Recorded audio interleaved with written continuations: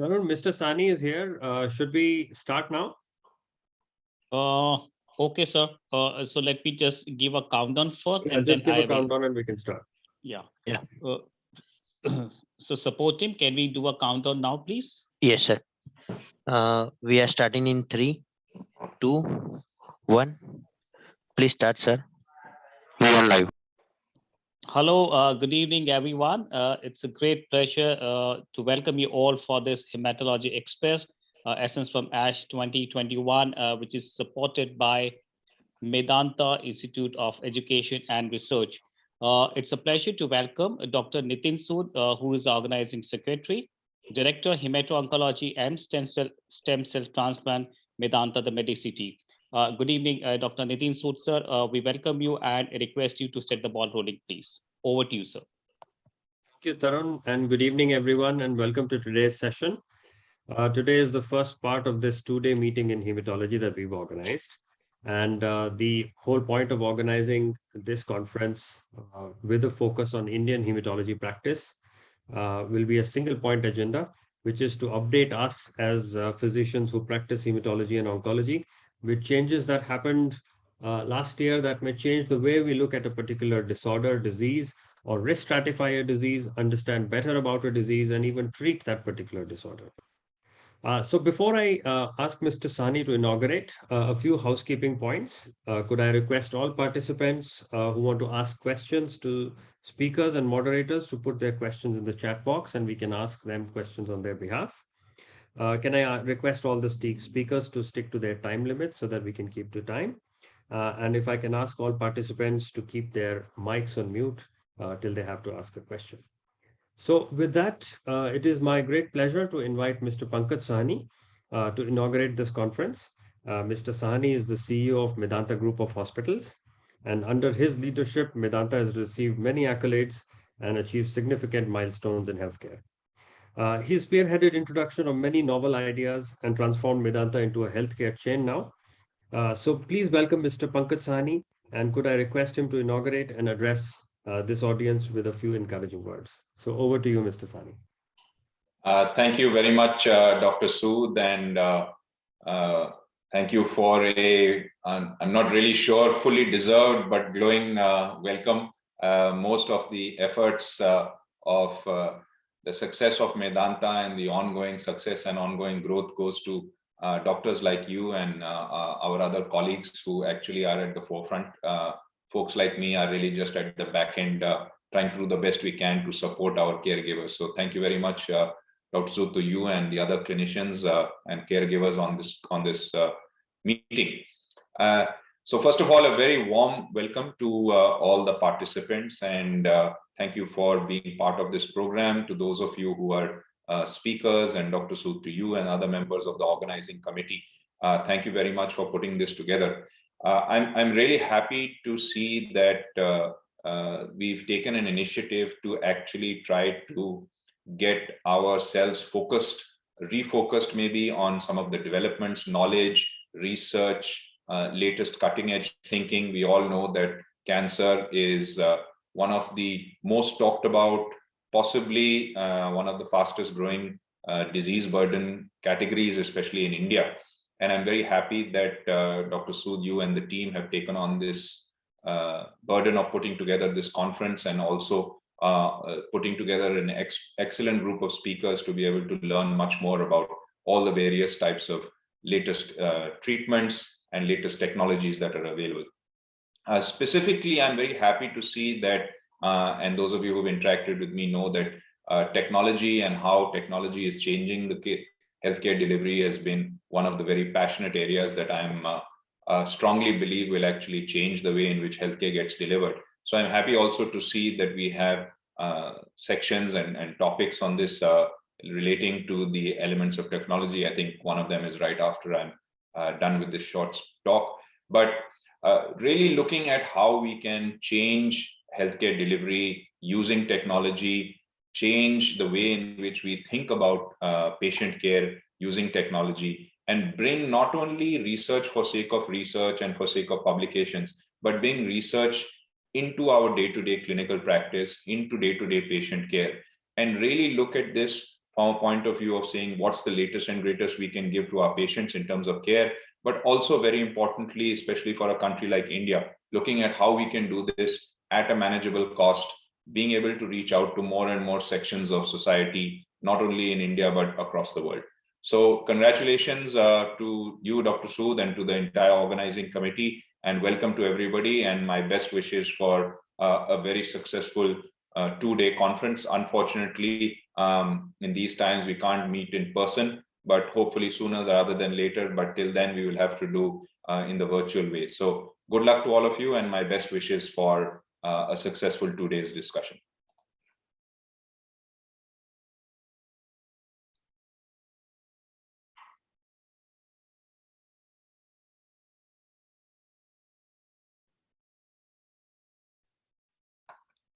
Back to you, Tarun. Thank you so much, sir. So, Dr. Sood, are you there, please? Dr. Sood is rejoining in a minute. Can you Okay. please take over?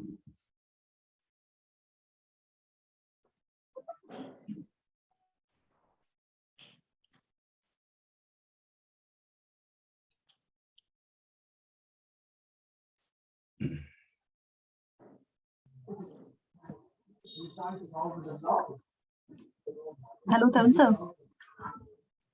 Yeah, So hello, we can- Professor. Yes, sir.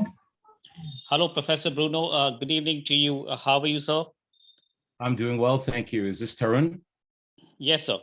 So, Hey, very nice to meet you.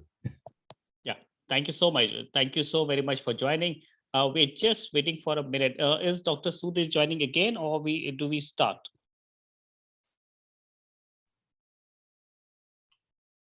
Dr. Sood will be joining, sir, but I think we can go ahead, sir. So you can invite the first speaker if you can, please. Okay. So it's a pleasure to welcome and invite Professor Bruno. Good evening to you, sir. And you are the opening batsman, and this is the academic partners for this session is Quantify. And Dr. Bruno, you're going to give us a brief about AI-assisted diagnostics, accelerating your digital transformation strategy. So over to you, sir. Great, thank you so much. Let me see if I can get my screen shared here. Hopefully everyone's having a good evening. Hello, yes? 1 minute. Palak, can you just allow Dr. Bruno to share the screen? Yeah, thank you.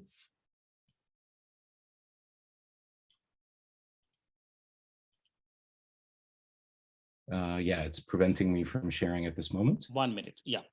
Over Yeah. to you, sir, please. Yeah. You can share your screen, sir. Oh, there it is. Okay, great. Okay, let me just tell me when you see it. Yeah, we can see it, sir, if you can make it on a slideshow. That's what I will be doing in just one moment. Okay, it should be coming up now. Yeah. Do you have it? Mm, Is it visible now for you? it's visible, sir. Yeah, please, sir, go ahead, sir. Great.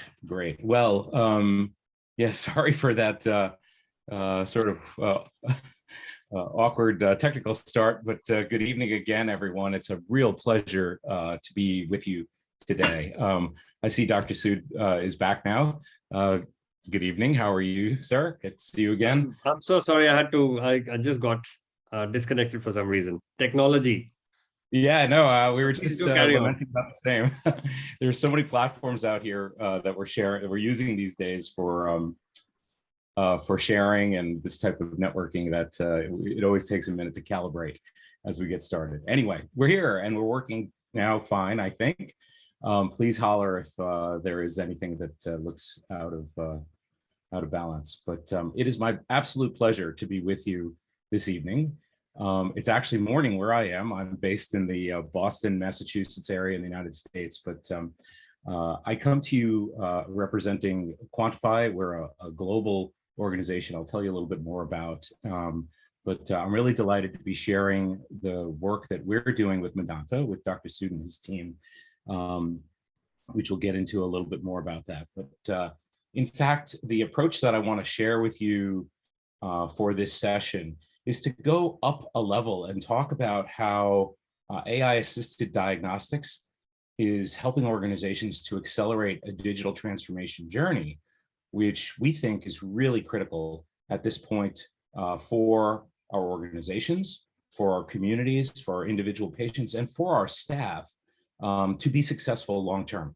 And so that's what we want to share with you today, and the session is earmarked for.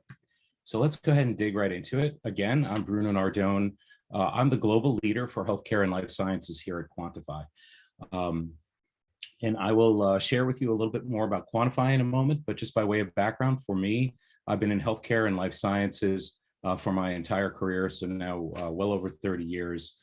Started off on the clinical side, moved to hospital administration in the New York metropolitan area many years ago, but then have been in the health IT space for now well over 20 years, doing a variety of things from providing consulting to organizations that were trying to transform using technology, all the way through operations and executive leadership of product companies and services companies in the space. Bruno, sir, hello. Yeah. So Yes, your screen is not on the full screen mode. Can we share your slides from our end? Let me see if there's a better way to do that. Oh, so You you're seeing my, mode. are you are in seeing the my presenter desktop? Yeah, because I thought I was in presenter mode. Let me. You have to go on the slideshow mode, not on the presenter mode. Okay, let's do that.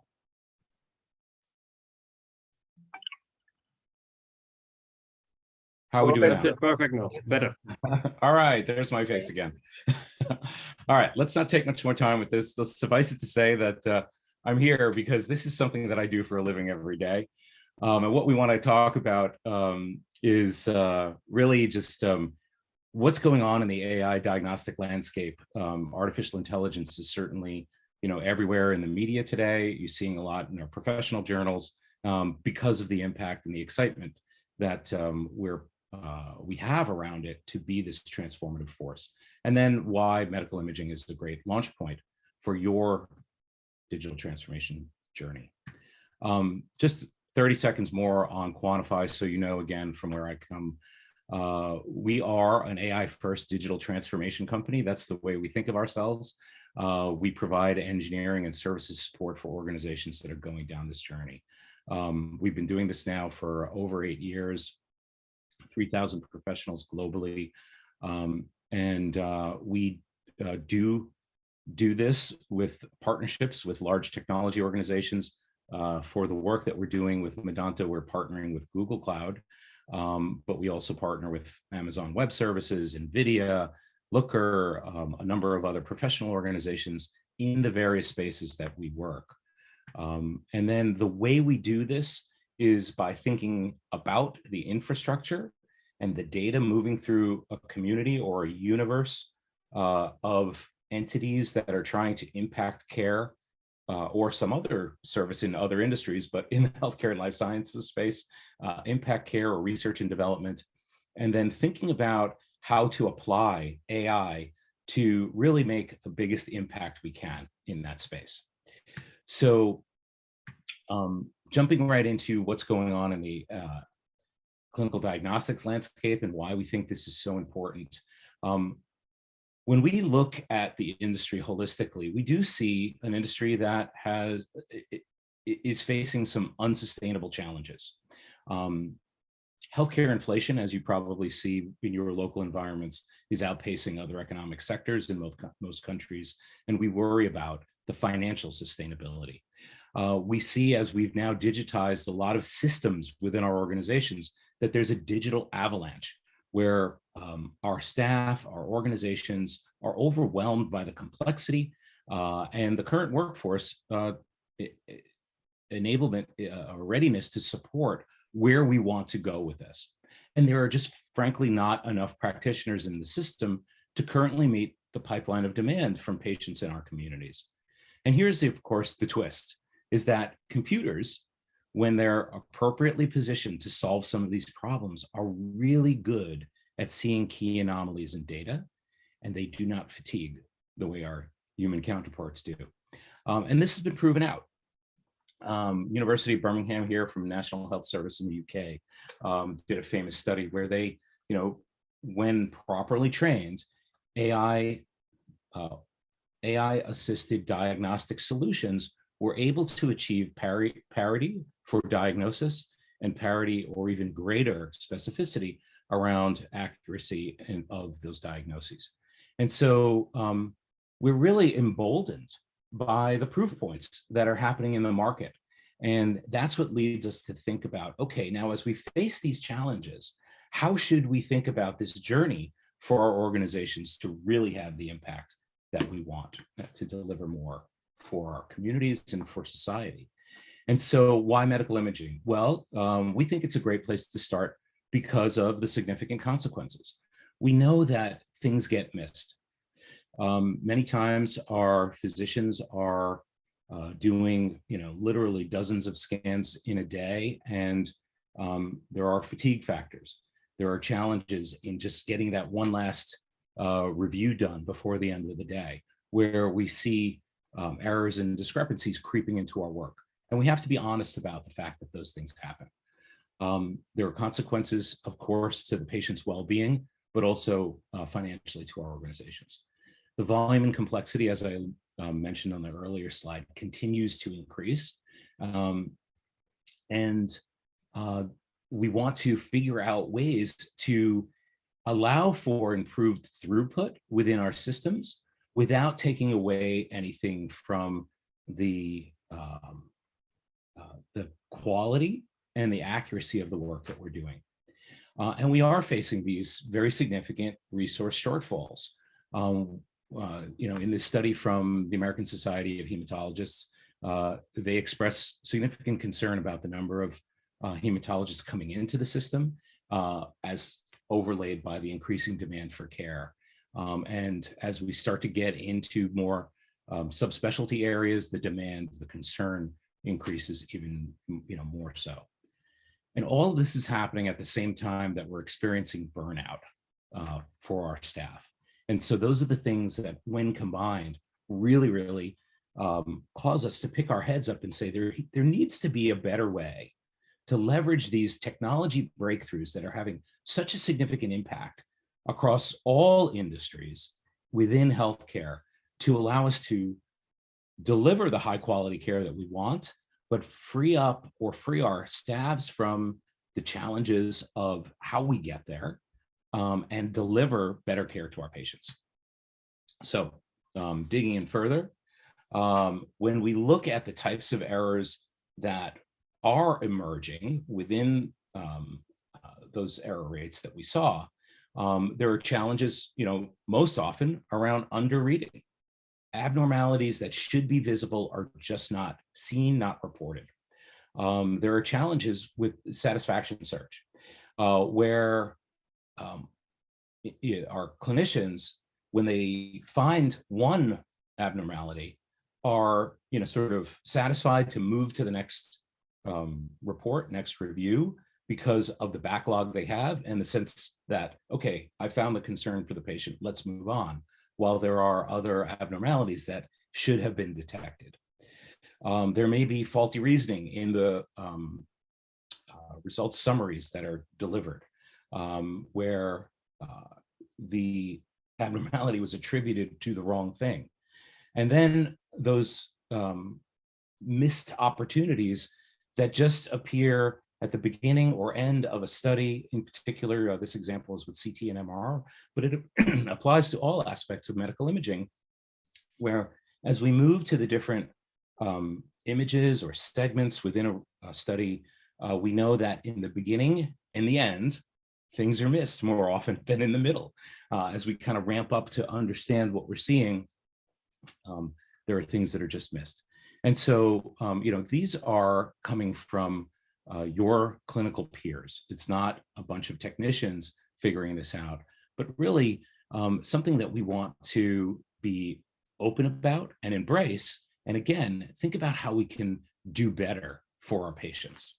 So why medical imaging is such a great launch point for your digital transformation journey? Well, we break up the areas that we think organizations should focus on into these four: opportunities for increased efficiency and decreased complexity, enhanced accuracy, reduced variance and decreased liability as a result of that for the organization and really for the patient, and then speed to value, which we'll talk more about in a minute. Efficiency and complexity in the area of pathology, hematology in particular, as is in this example, and we're going to double click on this in a minute, comes from the ability to just move through our biopsies more quickly, see those things that we should be focusing in on with confidence to segregate out the noise that comes in all of these images. And what we've done in work for blood smear abnormalities is to demonstrate that computer vision can provide results of greater than 90% accuracy when we apply them to these scans. In the example of enhanced accuracy, there are just things in our digital images that the human eye doesn't see as accurately as computer vision can. And in this example, we're doing some really fantastic work with a radiology company to identify this rare condition, CTEPH, a pulmonary hypertension condition that's really hard for radiologists to see with the naked eye. But by applying computer vision, we can help them zero in on these anomalies and improve their accuracy to over 96%. I will tell you, without giving you the absolute number, the typical number is far lower than that in the field.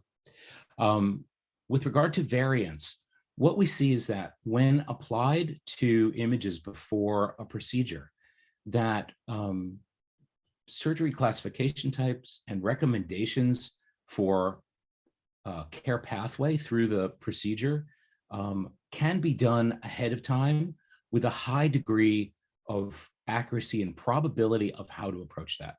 This image is of a total shoulder replacement, where the difference between a normal replacement and a reverse replacement really changes the prosthetics that go into the surgical suite, the approach the surgeon takes with the patient, and from pre-surgical studies can be identified with 98% accuracy. And yet we find that surgeons want to have both sets of prostheses in the room and ready to go no matter what, and oftentimes multiple kits for those sets, which costs the organization money, which in many times costs the system money in how we go about that, which can be avoided and at no risk to the patient. And then the last is around speed to value, where we can find opportunities to just increase speed to diagnosis and care, and moving forward with a care path that saves the patient valuable time in their treatment and in their recovery.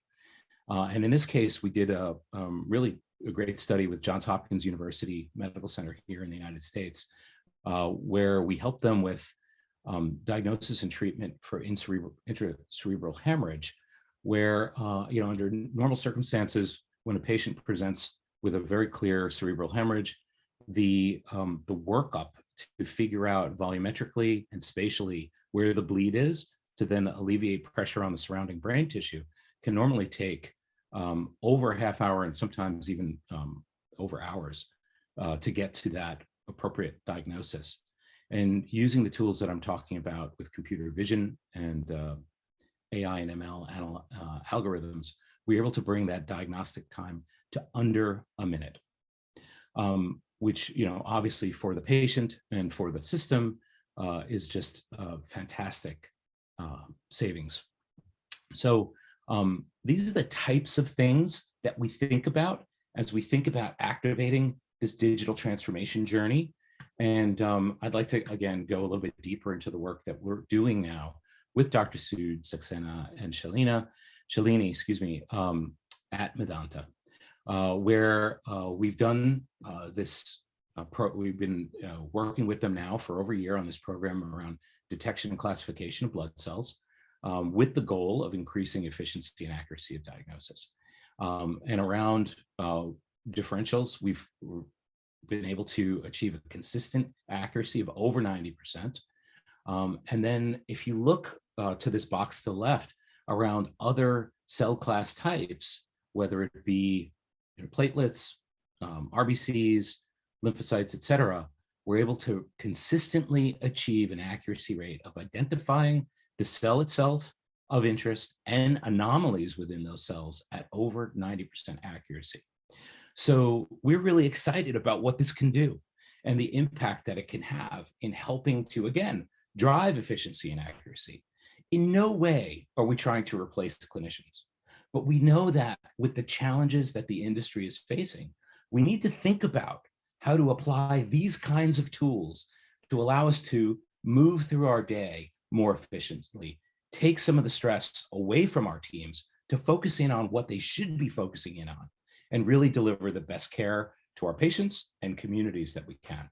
And so we're not done with our work. We're looking forward to further opportunities to continually tune and increase the accuracy that we're seeing within the study work that we're doing. And then, of course, bring this into a production environment where it's applied on a regular basis for patients.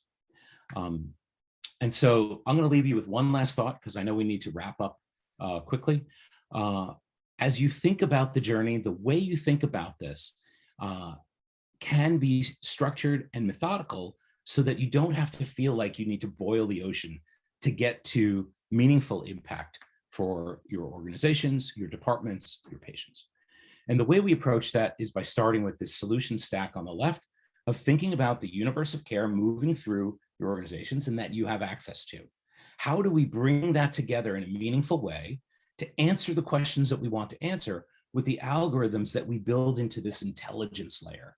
So once we've got the data organized, curated, if you would, we can then think about building algorithms from that to answer these questions, which then at the workflow level address opportunities for improved intervention or improved outcomes.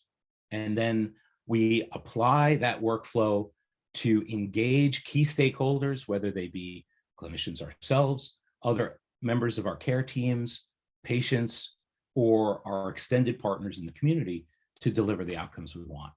And if we think about it in the context of the example we were just talking about with hematology, as we get access to the lab and imaging data, we can then apply those algorithms to bring those insights right into the workflow of the pathologists working on that biopsy.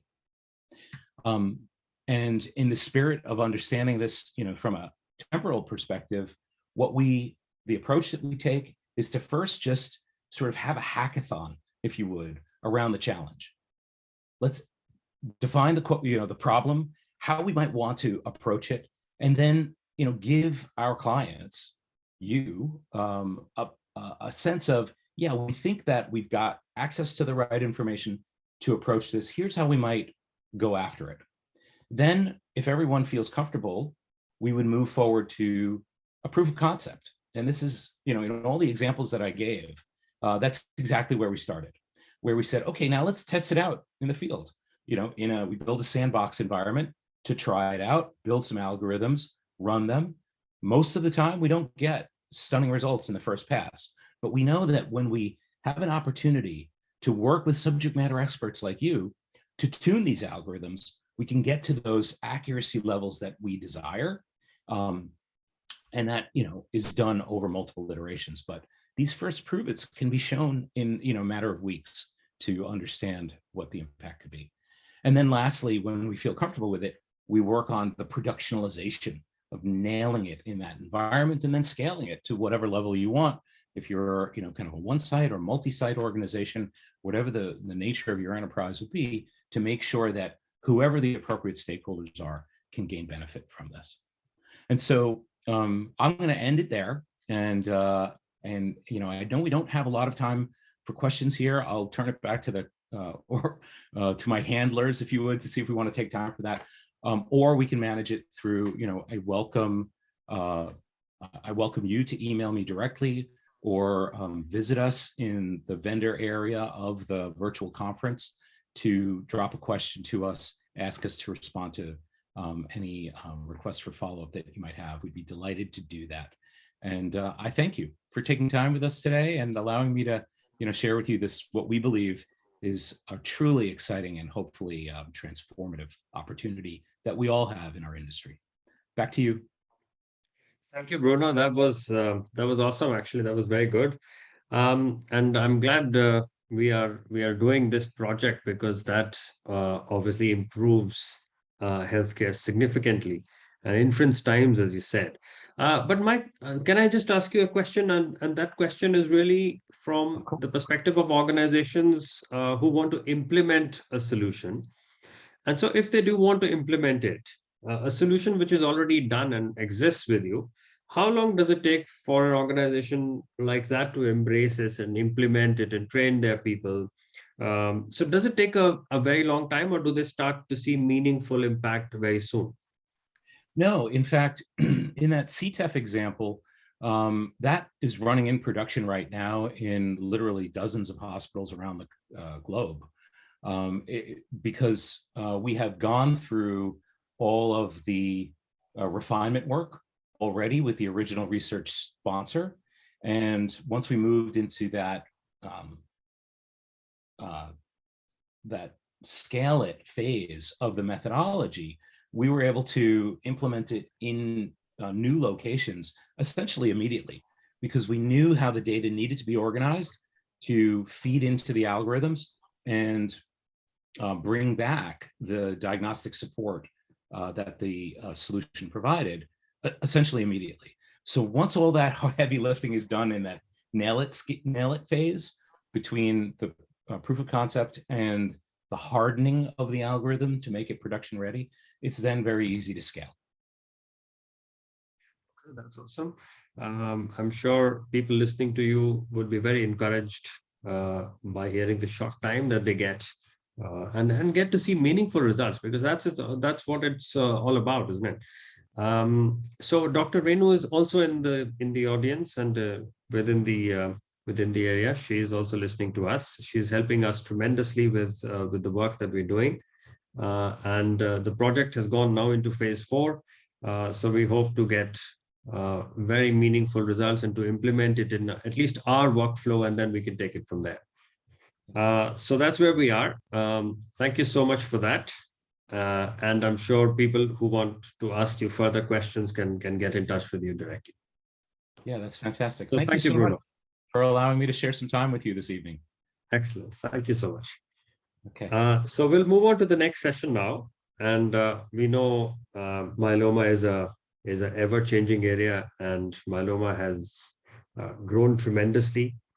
These changes impact us in a huge way. And what we should do is make sure that we get updated regularly on what new drugs and treatments are coming for myeloma. So who better to update us than Dr. Bhave? Dr. Bhave is a hematologist in Bombay and needs no introduction. And he's going to tell us about multiple myeloma. So Dr. Bhave, over to you. Thank you very much, Dr. Sood, and your team for the opportunity to interact.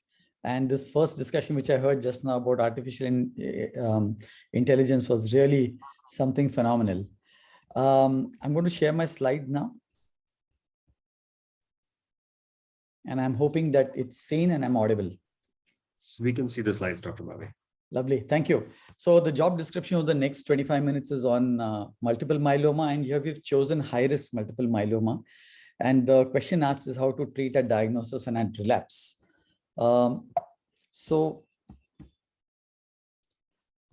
Survival in multiple myeloma has improved, especially in the last 2 decades, but this is more for patients who've got standard risk disease.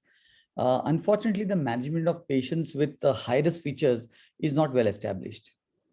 This could be either because of lack of specific trials in this subgroup of patients, or it may be because they are underrepresented in the clinical trials. And I'm going to show you something about RISS staging, which kind of eliminates many of these stage 3 or high-risk patients in the trials. Whatever happens, at the end of the day, the treatment plan for such patients would be to achieve a deep and sustained response. And the working word is sustained response. Therefore, we have to use the best therapeutic option and in a response-adapted way so that the best foot is set forward and we try to hit the disease as hard as possible so as to get a deep remission. So how do we define a high-risk multiple myeloma patient? There are two factors. One is patient-based factors and disease-based factors. So if you look at the patient-based factors, frailty is the most important. And we've got methods of looking at the frailty index. If you look at the disease-based factors, then we've got biochemical markers, mutations, cytogenetic abnormalities, and the clinical presentation of the patient. These all determine whether the patient has a high-risk multiple myeloma. And all this is put into the ambit of what we call the revised ISS scoring, or the RISS, where other than the previously known albumin and serum beta-2 microglobulin, the addition of LDH and complex cytogenetics is included. Let's look at frailty in high-risk multiple myeloma patients. You and me have patients who have got a frailty as part of their disease process, either because they are to begin with frail or they have become frail as part of the initial treatment. At the time of relapse, they are more frail now. The reason why we want to know about frailty index is because they show a significantly shorter survival, overall survival, as compared to those who are unfit or those who are fit. Having extramedullary disease, plasma cell leukemia has poor outcomes with the current therapies that we have. And if there are additional cytogenetic abnormalities like 414, 1416 or deletion 17, then the overall survival comes down significantly. And today we also have gain of the 1q chromosome because it imparts a clonal survival advantage, treatment resistance. It has a lot of mutational loading, and this leads to clonal evolution and therapeutic escape, which is why 1q has become so important as a high-risk marker in multiple myeloma. But we all know that 17p has the most negative prognostic impact in multiple myeloma, and patients who have got a double hit, especially a biallelic inactivation called double hit of TP53, are highest at risk or ultra high risk in multiple myeloma in terms of poor disease responses. And this abnormality of TP53 is associated with some clinical events, which I told you, like extramedullary disease of plasma cell leukemia, or they have a high ISS score, then their survival is even more poor. We spoke about the RISS, but the fallacy of RISS is that it does not include many other events that are necessary. For example, it doesn't take into account frailty, the genetic abnormality of 1q, TP53, clinical events like renal failure or a plasma cell leukemia. These are not taken into consideration, and these are missed out on opportunities to put them into a high-risk status. And that's why you'll see in the trials more often than not, the RISS, the number of IRSS2 patients are very high.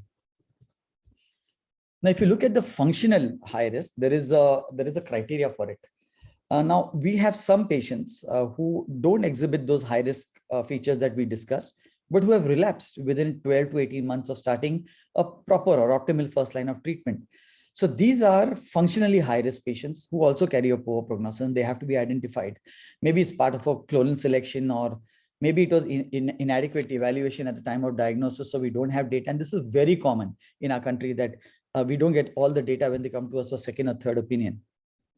It may be that they have not done well because of compliance issues or because of side effects. They've had to get off the drug, reduce the drug, or have stopped completely the therapy. There was one trial called the Optimum, which looked at NGS testing, and the high-risk mutations received actually a quintuplet therapy. And therefore, we can actually risk stratify them even more and be more aggressive with them. So functional high risk also becomes important, even if they do not have the conventional high risk features that we've just discussed. So what is the game plan for patients who have got high risk features? There is no doubt that high risk has a negative prognostic impact, whatever be the subgroup. And it's more so in patients who have got high risk, more so if they're elderly or if they are relapsed refractory patients. And this gets worse when there are other high risk features that associated with it. So the game plan for such high risk features, especially in newly diagnosed and also probably for refractory, is to get a MRD negative state. And it's not only the MRD negative state, it is a sustained MRD negative state. Otherwise, the chance of relapse is much higher in such patients. That means we have to be aggressive with them. And the MRD negativity has several aspects to it, whether it's flow, whether it's NGS and imaging. We need to do a lot. And many times our patients are unable to go into the details of trying to find out if they're MRD negative, mainly because of cost factors and sometimes because of non-availability of talent to do these tests. But we know for sure that as you go higher or deeper into the MRD status, and the deeper the MRD, more undetected is the MRD, better is the outcome. So your progression-free survival improves. So a deep and sustained response, especially over a period of time and consistently or sustained, improves the PFS and OS as compared to those who remain in an MRD status or who achieve MRD status once it has been negative. So for this, there's no doubt to get such responses, we have to look at novel therapeutic options because the existing ones may not be that good, especially with 414 and deletion 1q. So we know that MRD is important, but let's look at its value. Achievement of undetectable MRD can convert a risk assessment in multiple myeloma into something dynamic. And the high risk at baseline can be overcome with undetectable MRD. So that means you get an even playing ground once the patient becomes undetectable. He's like a standard risk then, and therefore you can get a much better PFS and OS. If you look at this trial with the standard drugs that we have available, but look at the way it has been sequenced. In this PETHIMA-GEM-MEN trial where 458 patients were analyzed, 23% of these were high risk, including high risk cytogenetics. They looked at 6 cycles of induction with RVD, followed by an autologous stem cell transplantation, followed by 2 consolidation courses with the same first-line therapy. The overall responses were excellent, but the CRs were 35%, which is also very good considering they were high-risk patients. But just see over here that if your patient has gone into a complete remission with undetectable disease, the chance of him doing well is like that of stage 1 or stage 2 or RISS 1 or 2. But if they are detectable, then the responses are poor. That means we've got patients who will respond to the standard line of treatment, provided they take this extensive treatment. Many of our patients cannot handle the entire line of treatment, and hence many of our high-risk patients don't do well. Nevertheless, the outcome of patients with high-risk abnormalities was much better when it was undetectable MRD. Therefore, undetectable MRD, including with the standard therapy that we have, is extremely important, provided it's sequenced well. What about those patients who are frail? Many of our patients are frail either at the time of diagnosis or after relapse. For them, we have to see to it that tolerability and quality of life is as important, because we can't make him disease-free at the cost of having put him into a poor quality of life, needing him to be more in hospital than at home. There was one clinical trial which was conducted for such patients in newly diagnosed multiple myeloma, where the frailty index was high, and the patient received, and this trial gave Ixazomib, which is an oral PI, along with daratumumab and a low dose of dexamethasone. And the response rates were wonderful at 96% at the end of 1 year. And for patients who were unfit or frail, it was 74%. So you can get good responses with novel therapy. And in these 2 trials, which I mentioned here, phase 3 trials, when they looked at the subset analysis of frailty, then the benefit of daratumumab, either as an addition to bortezomib, melphalan, prednisolone, that is DAVMP, or DRD, low dose dexa, was extremely good. And in the relapse refractory setting, carfilzomib in a phase 3 trial in combination with pomalidomide dexamethasone also improved the outcome of these patients. So the good toxicity profile of these novel agents, and we know that daratumumab and carfilzomib are available in our country. Carfilzomib is available as a generic form through several companies in our country, and therefore we do have something for those patients who relapse.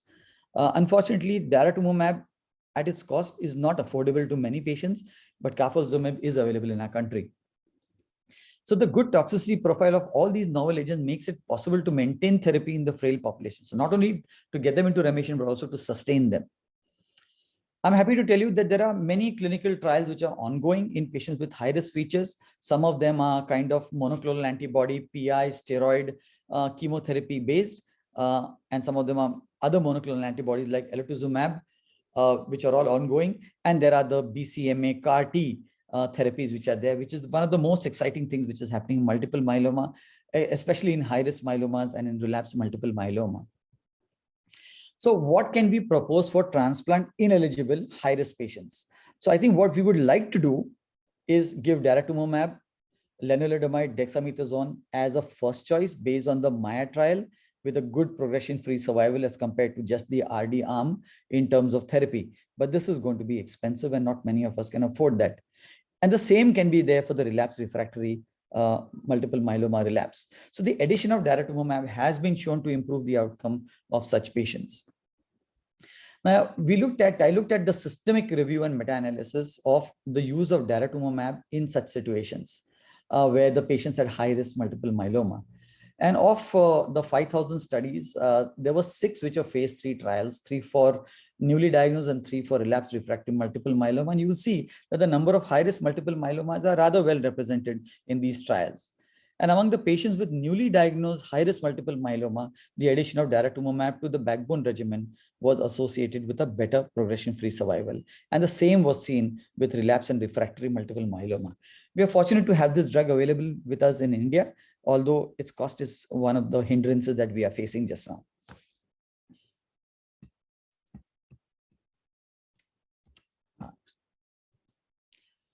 So what really happens in the real world in terms of management of patients with high risk? In our country, what's happening is that we are doing an induction with a triplet. We are using a proteasome inhibitor, steroids, and an IMiD. And many times we are not able to combine it with the CD38. We don't have isatuximab here, so we've got daratumumab available with us. Many of us are unable to go on to take the to do the autologous stem cell transplant, but we know that high-dose melphalan ASCT continues to be the standard of care because it gives us an opportunity to get an undetectable MRD state. And we know that getting a UMRD is extremely important for a better PFS and possibly overall survival. So the benefit of this ASCT has been established in multiple clinical trials where it improves, including those who have got poor cytogenetic groups. In fact, to the extent that maybe in a standard risk multiple myeloma, if they are not affording autologous stem cell transplantation and they've achieved a very good remission, including a stringent one, we can actually delay transplantation. But for the high risk, transplant is a must. And sometimes you've got to use consolidation with the first line of treatment, especially if there is an MRD positive state post-transplant. And sometimes they even looked at using tandem transplant as per the EMN02 and the stamina trial, where they looked at frail patients and high-risk patients, and they looked at them, fit patients and the high-risk patients who had MRD status. Tandem transplant was considered to be very good and improved the overall survival in these patients. Whatever happens, there should be a maintenance therapy. It might be lenalidomide alone or with a PI, or it might be a PI or even a monoclonal antibody, although monoclonal antibody would be a little bit difficult for us to give as maintenance therapy. What if the patient has received the first line of treatment, which includes ASCT, and then has relapsed after it? So we've got carfilzomib, which has been studied through Aspire and Endeavor trials, where KRD was looked against RD, and the KD was looked against VD in the Endeavor trial. And a significant number of patients were looked at who had prior ASCT, and it was very clear from the study, overall response rates and safety features were good, favoring carfilzomib-based regimens, and carfilzomib-based treatment led to a clinically meaningful improvement in PFS and overall response rate compared to the doublets, irrespective whether the patient was given, had undergone autologous stem cell transplantation. I thought this was important for us because in our country, we have carfilzomib available at a price which is within the ambit of a large number of people. Let me also talk about another high-risk situation, which is high-risk smoldering myeloma. Why not prevent the patient going into a full active multiple myeloma? And here again, there was a non-randomized control trial where again carfilzomib was used, and it showed clearly that carfilzomib, lenalidomide, and dexamethasone (KRD) followed by len maintenance showed that it was MRD negative state was 70%, with a median sustained duration of response of 5.5 years, which is excellent considering that you have been able to prevent many of the patients going into an active multiple myeloma by being aggressive for the high-risk smoldering myeloma. There are other agents which can be used in high-risk multiple myeloma. Venetoclax is an option as per the Bellini trial, but only for those patients who had an 11-14 translocation along with dexamethasone. It's failed in other non-11-14 myeloma patients. Melflufen, which gets converted into melphalan once you've given it to the patient in the Horizon trial, had a phenomenal efficacy in patients who had extramedullary disease.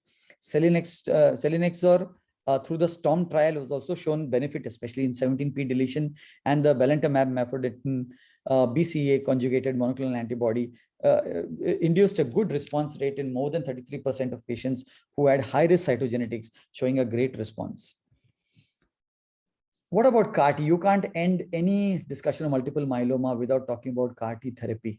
And if you look at the sample size across the different trials so far, they are small for the high risk, but they've included a great proportion of patients who have high risk features, such as abnormal cytogenetics, more number of RISS3, extramedullary disease, and a high tumor burden. And here, IDES-CEL, which was US FDA approval for relapsed refractory multiple myeloma, after being quadri or penta refractory to several agents, showed a good overall response rate, with almost 1/3 of them going to a complete remission. And this is with one injection, with one therapy.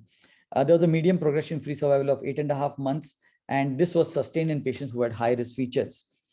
There are other BCMA targeted T cell therapies which are there in clinical trials, as I've shown you earlier, especially in patients who have got high-risk features. So for a change, now we are focusing on high-risk features in patients with multiple myeloma and trying to salvage them also, which hitherto was a hard task for us to do. If the results are positive, then if the results from these trials are positive, then CAR T therapy might actually move to the first choice in patients with high-risk features. Imagine being a high-risk myeloma, maybe we'll have to give a little bit of debulking and then give them one CAR T, take care of the CRS and the neurotoxicity, which I'm sure as time goes along, we'll be able to handle much better. And then one therapy, and you're probably sorted out for a good period of time.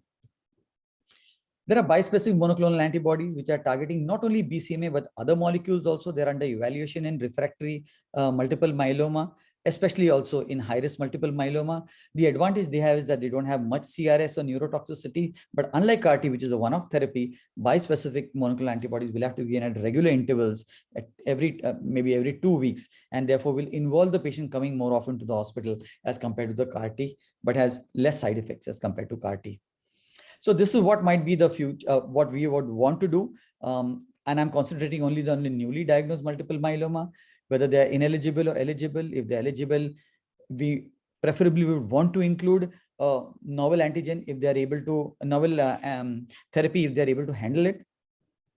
Do a transplant, look at the MRD status. If they're positive, either give the same therapy again or go for a second transplant, which is going to be very hard in our country. And if they're in MRD negative state, then give them maintenance therapy with a single or double drug.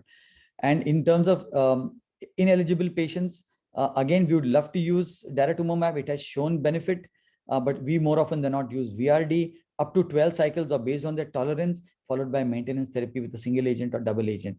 This is what is going to happen. And this is how novel agents are going to be included, especially for the high-risk multiple myeloma upfront.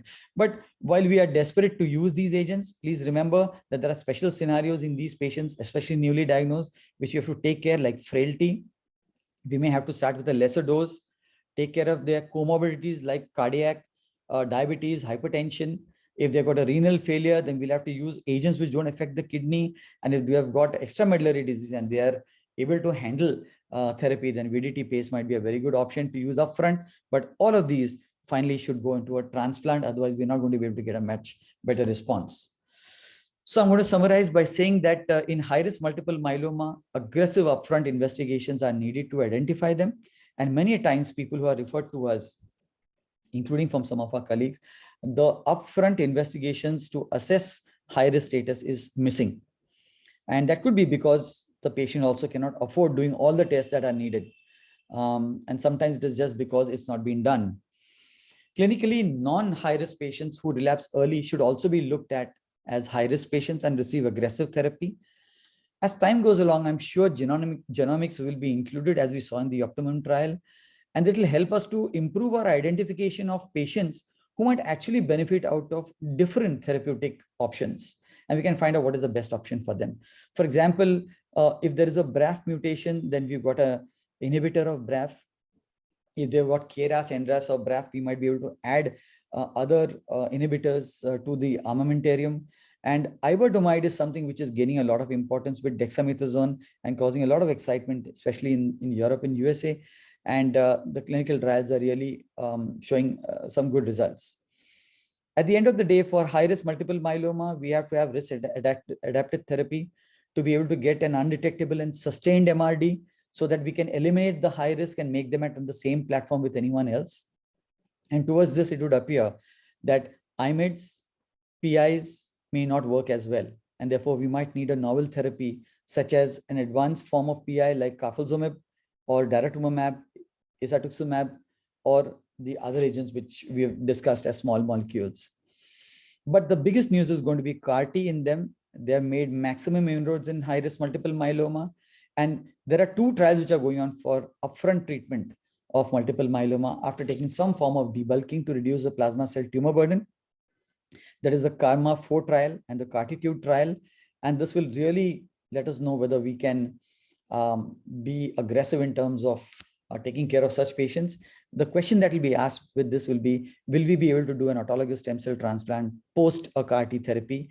And that's a question which is being debated all over, that whether we should first do a transplant and then keep CAR-T only for those who have relapsed. So that debate will be ongoing. I thank you very much for your attention and thank Dr. Sood and his team again for the opportunity to discuss this topic. Thank you, Dr. Bhave. That was excellent. And just a couple of questions. So, I mean, I know we have access to carfilzomib and daratumumab, but daratumumab being so expensive and cost aside, what is the standard of care in your center when you diagnose a high-risk myeloma? How would you treat high-risk myeloma at your center? So upfront, when we have diagnosed it, we give the patient the option of using daratumumab upfront. Recently, I've had 2 patients who agreed to take it upfront.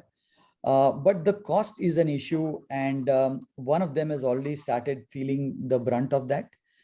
I'm quite happy to use carfilzomib upfront also, along with the lenalidomide and dexamethasone, provided there's no cardiac issues and the blood pressure is under control. A cardiologist is always involved to see that we take care of that aspect.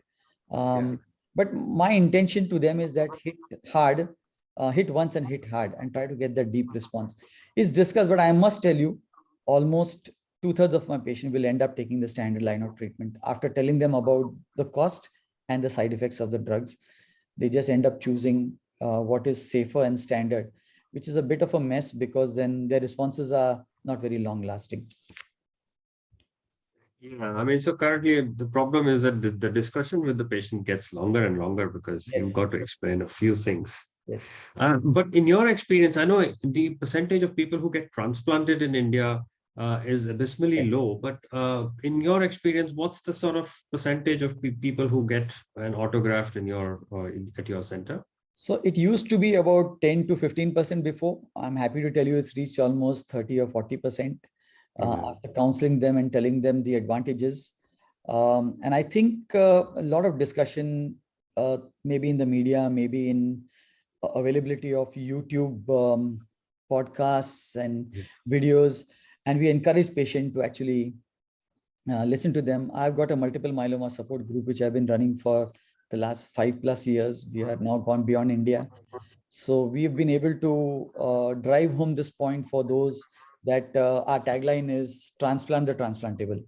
I just keep saying that. I don't miss the opportunity for getting a deep response. I don't promise them cure, but I tell them that at least get a good deep response so that even if there's a relapse and it's later, we can use the same drug that you used upfront and they might be cheaper later on.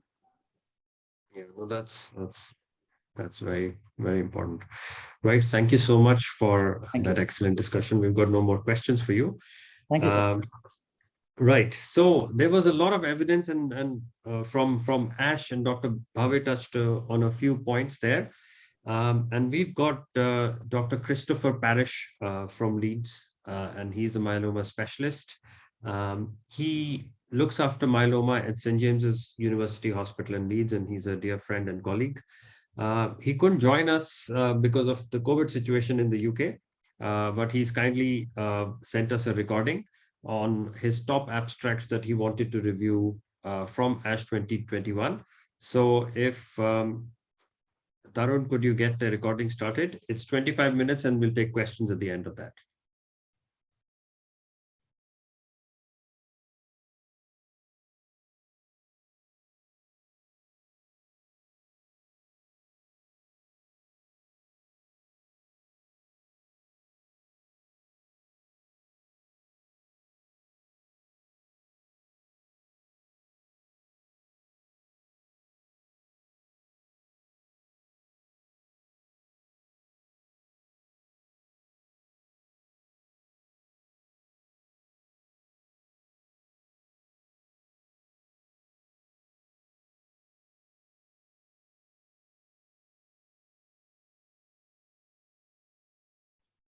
Hello, sir. Just give us a minute. Okay, sure.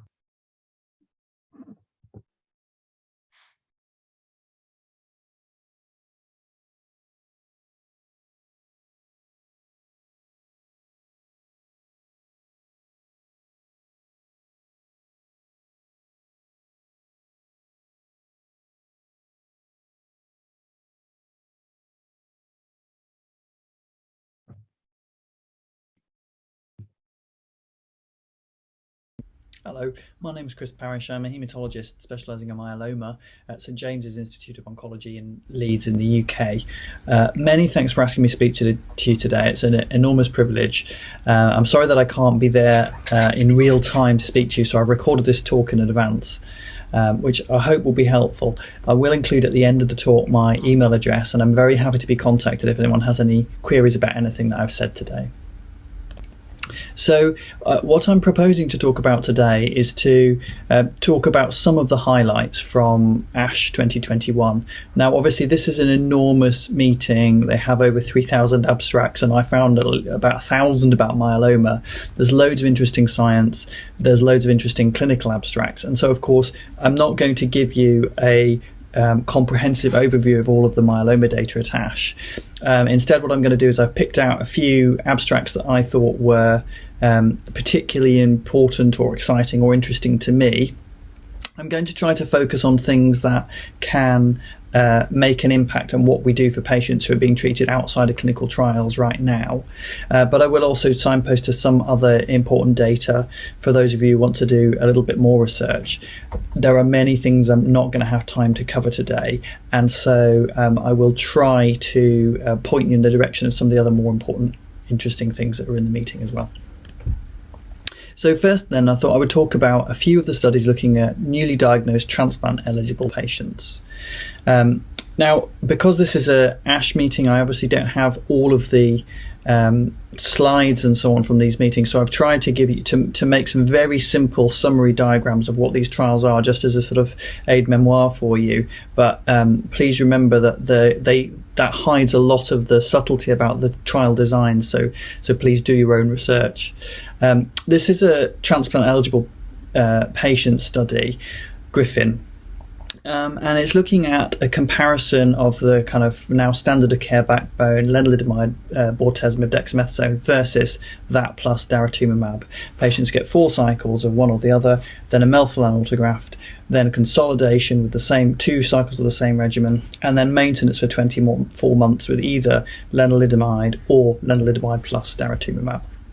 And the primary endpoint of this study is the SCR rate post-consolidation. And we'd had previous results from this study showing an SCR at the end of consolidation, 42% versus 32% in the standard of care arm. And that didn't reach significance, actually. So this abstract ASH was an update on the data after maintenance with a median follow-up of 38.6 months. They treated just over 200 patients in this study. So the first thing I would say about the study is that I think that the depth of response that we see here is very impressive. And the second thing is that depth of response is deeper in the VRD arms than in the VRD arms. And the third thing is that response deepens over time. You can see on the charts on the right here, very impressive MRD negativity rates, and those also deepen over time. One thing that I think is probably even more important than achieving MRD negativity at a single time point is sustained MRD negativity. And in fact, the sustained MRD negativity rates in this study, meaning more than 12 months from their definition, were 44% versus 13%. So I think we see quite an impressive uplift in the MRD negativity rates with the addition of daratumumab to this combination. And you can see here that the progression-free survival and overall survival data for this study aren't mature, but we are starting to see differences here. And I think this trial is really starting to give some very compelling evidence for the addition of daratumumab to VRD for induction of transplant-eligible patients. The next study that I point to is the German-speaking myeloma study group, the HD7 study. And this is daratumumab is not the only anti-CD38 antibody in town, of course, and this is looking at that same backbone, but this time with the addition of isatuximab as a CD38 antibody. The scheme here is slightly different. There were 3 quite long cycles of 42 days, so relatively similar sort of intensity to 6 cycles of a more standard length. A large group here, just 662 patients, of which 658 started induction. This is a transplant study, so the patients will go on to receive a melphalan autograft, and then later there is a second randomization between lenalidomide maintenance and lenalidomide isatuximab maintenance, and I think that's going to be a really interesting thing to see the data from that in due course. And the response rates we see here were about CR rates of 24% versus 21% in the control arm, and VGPR rates 77.3 versus 60 in the control arm, and an uplift in MRD here as well. So MRD negative rates at the end of induction of 50% in the IVRD arm versus 36% in the VRD arm. So I think that this trial is also very interesting. I think this looks like to be an effective combination. And I think it's also impressive in this study that we didn't see any significant increase in the adverse events rates or impact on the dose intensity of delivery of VRD. So again, this is a study that I'm going to be watching with interest. I wanted to talk a little bit about the MASTER study. So this is another quadruplet study. It's a single-arm phase 2 study in newly diagnosed transplant-eligible patients with myeloma, and it has planned enrichment of the population with patients with high-risk cytogenetics. They've recruited 123 patients into the study, and indeed, although I haven't shown you the data here, it is a high-risk population by cytogenetics. The basic schema here is that the patients get Dara-KRD, 4 cycles, melphalan autograft. And then the thing that's innovative about this study is using a risk-adapted, MRD-based consolidation strategy. I have to say my arrows are slightly in the wrong place here, because what's happening is the patients are getting MRD at various time points through the study, and then they continue on these cassettes of Dara-KRD consolidation, of which they can receive 0, 4 or 8 cycles, stopping if they get 2 consecutive MRD negative results. And those patients who complete the consolidation and remain MRD positive also went on to get MRD maintenance, to get lenalidomide maintenance. And the first thing to say about these, so this is showing the MRD negativity rates in red at the 10 to the minus 5 threshold and in blue at the 10 to the minus 6 threshold.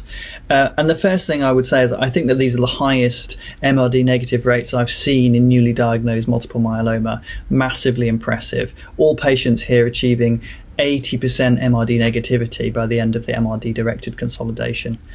And what's shown here in the second, third and fourth groups of histograms are patients with 0, 1 or 2 high-risk cytogenetic abnormalities as defined in this study.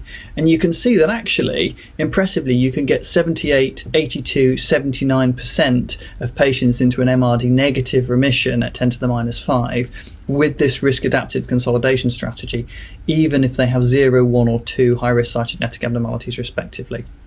So you can get these patients with high-risk disease into MRD negative remissions. This is the PFS and OS data, and obviously it's very early for this study at present. The 2-year progression-free survival overall was 87%, and with that being 91, 97 and 58% in patients with 0, 1 and 2 high-risk cytogenetic abnormalities respectively. The thing that I think is important is to look at the MRD recurrence rates at 12 months after stopping. And those were 4% with no high-risk cytogenetic abnormalities, 0 in the 1 group, but 27% by 12 months in patients with 2 or more high-risk cytogenetic abnormalities. So this represents the issue for us with treating these patients. And I'll mention another study that's of relevance to this high-risk group a little bit later on. I wanted to talk about a couple of studies that address the issue of maintenance. The Cassiopeia study is a really important transplant study that's looked at the combination of daratumumab with bortezomib, thalidomide, dexamethasone versus bortezomib, thalidomide, dexamethasone as a conditioning and consolidation regimen for stem cell transplant. And the primary paper has already been published by Philippe Moreau in the Lancet in 2019. And you can see here some of the key results from that paper. Importantly, though, there's a second maintenance randomization in this study between daratumumab or no treatment. And there was a very interesting abstract presented at ASH this year looking at the outcomes in these MRD, in these maintenance groups. The data presented really were all about MRD, and on the left here you can see a landmark progression-free survival analysis at 1 year post-induction. I think the things that are important to strike me here are that, firstly, a clear separation of the groups according to MRD status in both the daratumumab treated and the control arm. I think it's important also to note that sustained MRD negativity confers better PFS in both arms, and that's in keeping with some of the other data that we're starting to see emerge.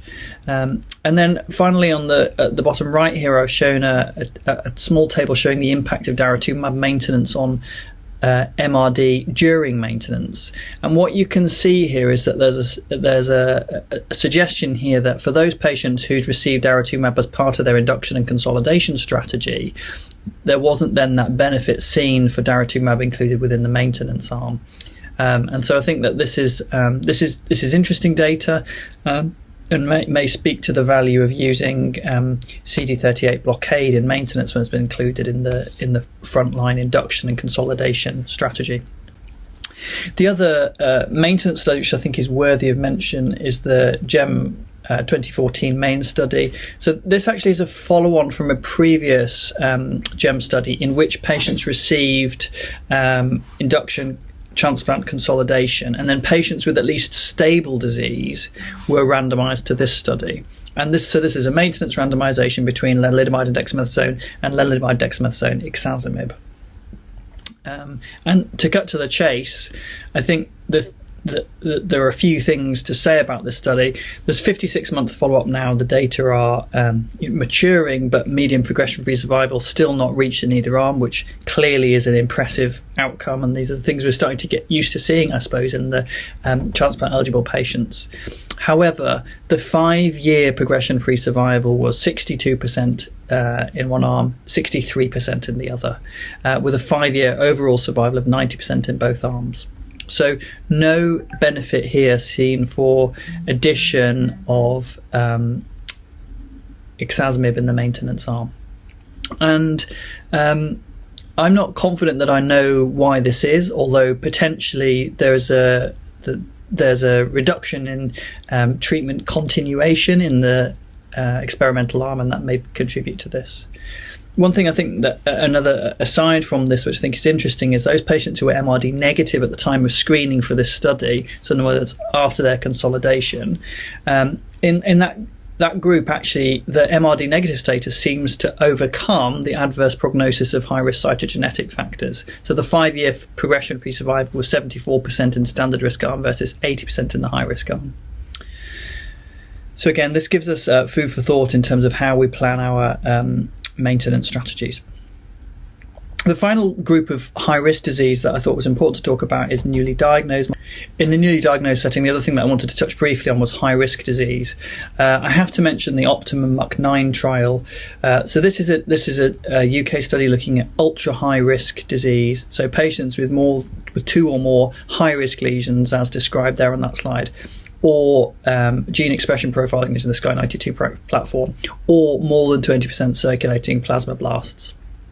And this trial is very innovative in that it uses a digital comparator arm, because one of the issues of doing studies in this really high-risk group is that we all feel that the standard of care treatment arms are insufficient for this group, and therefore there are ethical considerations in how you develop randomized studies.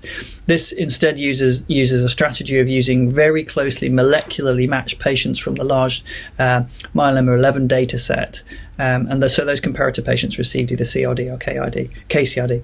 And you can see the very brief summary schema of this study here, an intensive treatment study. So DARA, cyclophosphamide, bortezomib, lenalidomide, dexamethasone, up to 6 cycles, bortezomib augmented transplant, and then 6 cycles of Dara-VRd consolidation, followed by another 12 cycles of Dara-VR consolidation, and then Dara-VR maintenance to progressive disease. This is a really clever way of doing a study in what's a very difficult to study group of patients.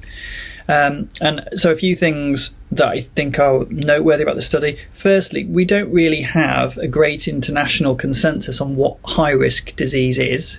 And I think that this is a very good composite definition, which is useful for all of us. Secondly, I think that this is a very clever and useful way of running comparisons in high-risk disease, ultra-high-risk disease. But thirdly, I think the thing that's striking from these Kaplan-Meier curves is that the differences between the groups seen in this study compared to the comparator arm in grey is that the differences increase over time. And so this speaks to the fact that we're beginning to realise that intensive consolidation and intensive maintenance is an important part of the treatment in high-risk disease. For high-risk disease, the other study that I thought was, I've talked already about the master study, but there was a second abstract about that study. And in particular, this was looking at the effect of stem cell transplant in the master population according to the number of high-risk abnormalities identified. So in this study, that's gain or AMP of 1Q, 414, 1416, 1420, and del17p. And what you can see here on the table on the left, in the left 2 columns, MRD at 10 to the minus 5, and in the right 2, MRD at 10 to the minus 6. And divided here by the number of high-risk abnormalities in these patients.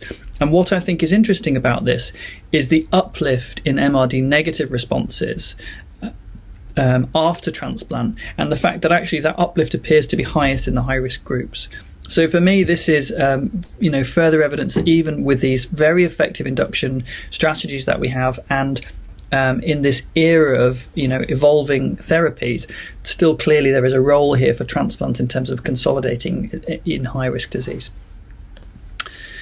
I haven't really talked much at all about transplant ineligible, and there's just not enough time to talk about everything that's interesting from ASH, but I couldn't not point out an abstract about the fitness study, and this is a trial which was actually presented in the sort of trials in progress session.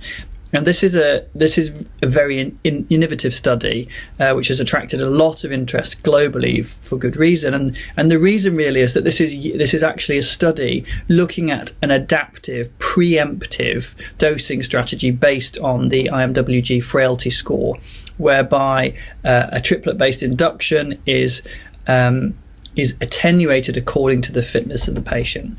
And we saw some preliminary data from this which were very interesting, and this is a study that we all need to watch with a great deal of interest. So the other big group that I haven't talked about yet is relapse therapies, and there's an explosion really in agents that are available in this space, and it's a very exciting time to be working in myeloma. Bispecifics are clearly an area of huge interest at the moment, and I haven't got time to talk through all of the data for a number of these agents, which I think look really interesting.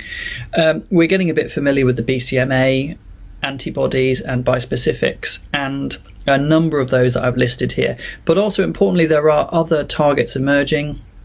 So we have this G protein coupled receptor, family C, group 5, member D. This is the talquetamab antibody. So this is an antigen expressed on plasma cells, also in skin and tongue, and I will talk briefly about that. We saw updates from the Momental-1 study, which is monotherapy, and also some interesting data on combination therapy with daratumumab, which I think is interesting. There's also the FC receptor homolog 5 antibody bispecific against that, and CD3, the cevostamab. So this is a transmembrane protein expressed at high levels on B cells, and in particular on myeloma cells at a very high level. And then a number of BCA antibodies listed in no particular order here, including some tri-specific antibodies and tri-specific constructs. And also an antibody targeting BCMA and CD16A. So not time to go through all of these data, and I'm not in any way choosing one over the other, really. I think there's a lot of very interesting data here. Just to show a couple of bits of the This is an interesting abstract showing an update of the Momental-1 study. This is a phase 1 escalation expansion phase looking at talquetamab, which is a subcutaneous antibody. Most of the data in this abstract, we're looking at the weekly 405 microgram per kilogram cohort, but also some data on the 800 cohort, which were less mature but look similar overall in outcome, I thought. This is a heavily pre-treated group, 100% triple exposed, 70% triple refractory, 80% penta exposed, and 20% penta refractory. We saw some CRS, certainly 3/4 of patients getting CRS, but only one patient had grade 3. And overall response rates, which I think are, really exciting for this space, 70% in this heavily pre-treated cohort. Aside from the CRS and ICANS toxicity, I also think it's important to note that there's skin toxicity and dysgeusia with this, reflecting the expression of the antigen. This is the swimmer plot. Things that strike me here, we're seeing deep responses in a heavily treated population, but also early responses. So certainly something that I'm watching. Another antibody I think of interest, as I mentioned, cevostamab. This is the FcRH5 bispecific. Again, a phase 1 study.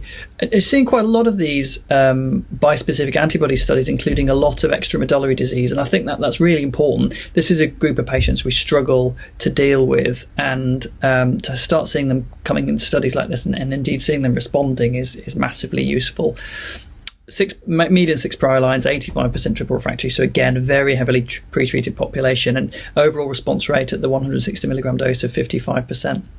With those patients who responded having a very meaningful duration of response of 15.6. Again, ICANS and CRS seen in this with this agent, but strategies in this presentation using a double step up clearly do reduce CRS, and that's something I think we're going to see evolving in this bispecific antibody space. Again, there's a lot of interest in CAR T cells, and I don't have time to talk through all of this, but some of the things that caught my eye, there was an update on the CARTITUDE-1 study, and I will briefly just show you some of that data. The CT103 CARs are fully humanized CARs. So this was a phase 1/2 study in, I think, 13 Chinese centers. Overall response rate 94%. So early data, but looking very impressive. The BB21217, this is using the same CAR T construct as the BMS ide-cel product, but with the addition of a PI3 kinase inhibitor during culture to enrich the population for memory-like T cells. And I thought that the data for this, again, looked encouraging and one to watch. And I also picked out the ALLO-715 contract. This is an allogeneic CAR. The allogeneic studies are currently on hold because of concerns about potential mutagenesis, but I think that this is an attractive strategy for off-the-shelf CAR T cells. So it's one that I'm watching. And actually, another abstract that I would point to is this Rodriguez Otero abstract, looking at treatments after ide-cel treatment in the KarMMa study, because it seems that the mechanism of escape is not always BCMA deletion, and indeed subsequent BCMA therapies and indeed subsequent CAR T therapies can be effective in this patient group. So it's starting to look at how we layer up these treatments as time goes on. I said I'd just give you a very brief update on the CARTITUDE-1 study, because I think that these data are really looking impressive. Updated results at 18-month follow-up, 97 patients with a median of 6 prior lines, 84% penta-exposed, 88% triple refractory. And you can see here the breakdown of responses that I've shown you here.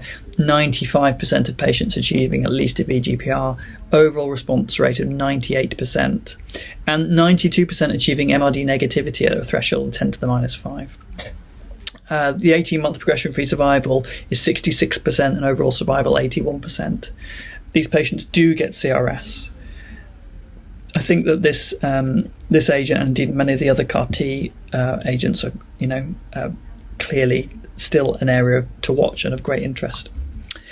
I can't talk about everything. I've run out of time, but a couple of other things that I would point you to as important abstracts from ASH. The final results from the Bellini study of great importance for treating T1114 myeloma, and this agent really looks good for that.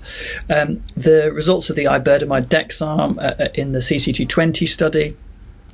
I think I would point to the DREAM5 study as well, and a range of abstracts on the superb iStop study. There are a number of these abstracts, and this is really a very important trial in the precursor disease space. Thank you. I've run out of time.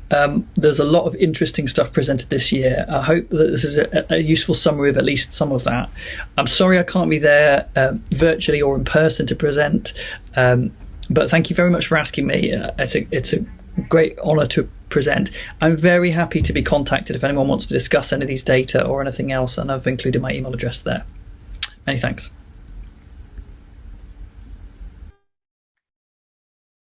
Right, so that was Dr. Parish from Leeds, and unfortunately he can't be here in person, but I'm sure life for a myeloma treating physician is going to get very complex, given the BCMA, BiTEs, CAR T cells that are coming up, their side effects and explosion of newer novel agents. We'll really need to figure out how to use all these in our patients and what the cost of these are going to be, more importantly. So any questions? Dr. Bhave is still here, and any questions to Dr. Parish, you can email either of them. Dr. Bhave, thank you so much for being here. And I'm just going to call this myeloma session to a close. So thank you very much. And now we go on to the next session straight away, which is about ALL. I feel ALL is a disease which is at the crossroads at the moment. Not only are we getting better drugs to treat it, we're getting bispecific antibodies and CAR T cells, but most of it we don't have access to at the moment.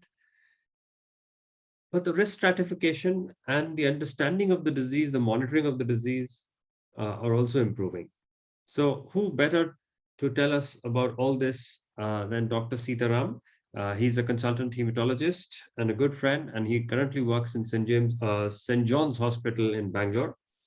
And he's going to talk to us about MRD in adult ALL, when to test and how to treat. So over to you, Ram.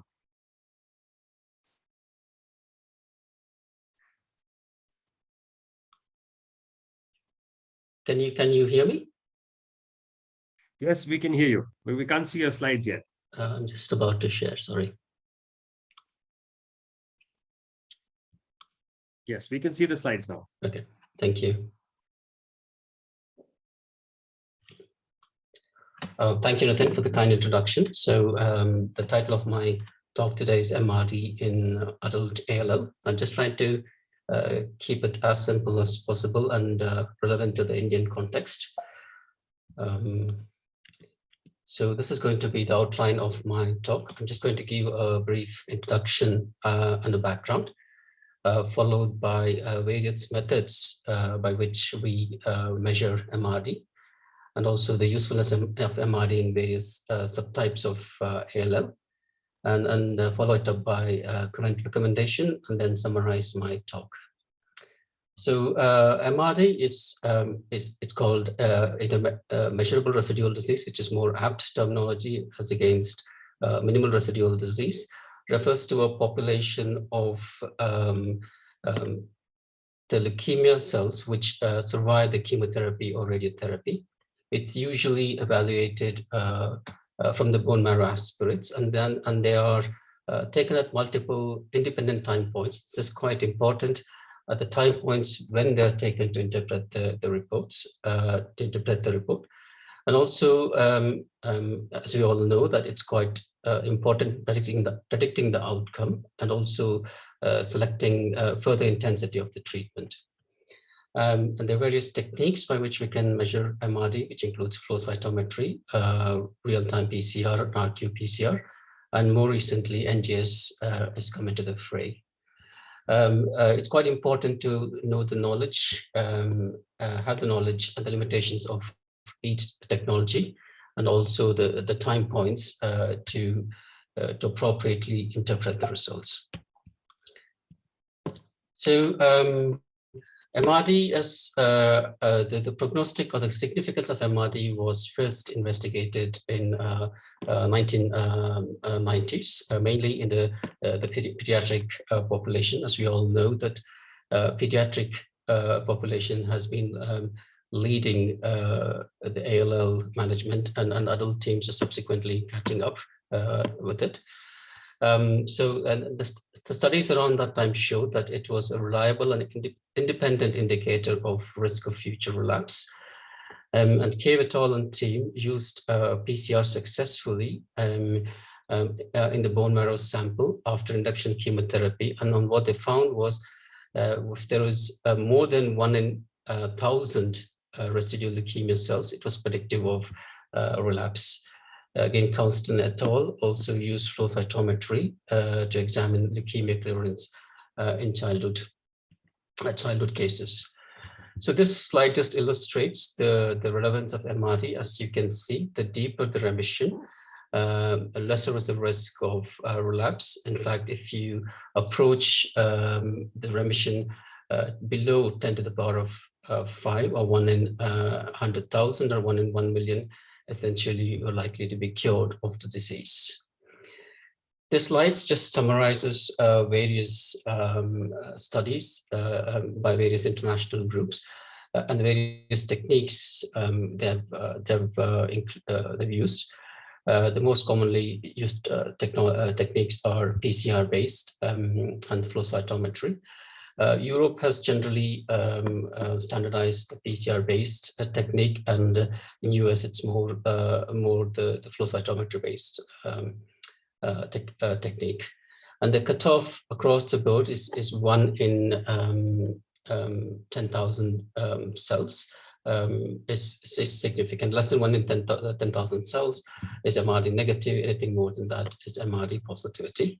The usual time point is at about induction, end of induction, or early consolidation. So why is this important? So the presence of MRD helps us to risk adapt our strategy as to how we manage the patients further. So if they are high risk, i.e. if they have MRD positivity at the end of the induction or early consolidation, then you can ramp up the therapy, intensify the therapy, and take them to transplant. And if they are MRD negative, then possibly you can lower the intensity of the treatment and save the patient from the toxicity and the costs of the treatment. As we all know that the mortality from the transplant in ALL could reach as high as 30%, and there's significant morbidity, mainly in terms of graft versus host disease, approaching almost 50%. So it's quite important by measuring MRD, we're able to risk stratify our treatment. So this is exactly what I was telling.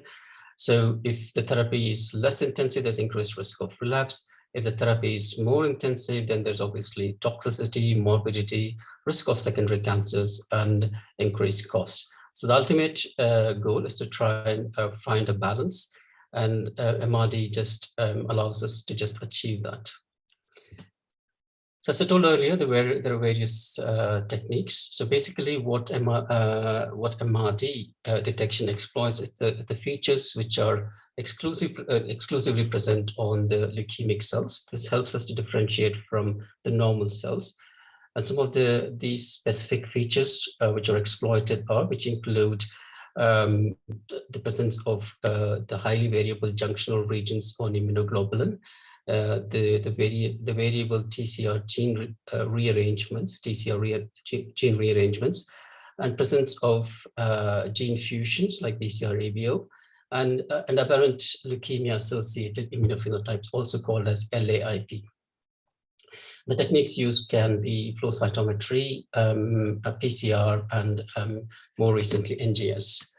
Now, just next few slides, I'm going to briefly talk about techniques. I won't go into great detail, so I'll try and probably point out some of the advantages and disadvantages in each technique.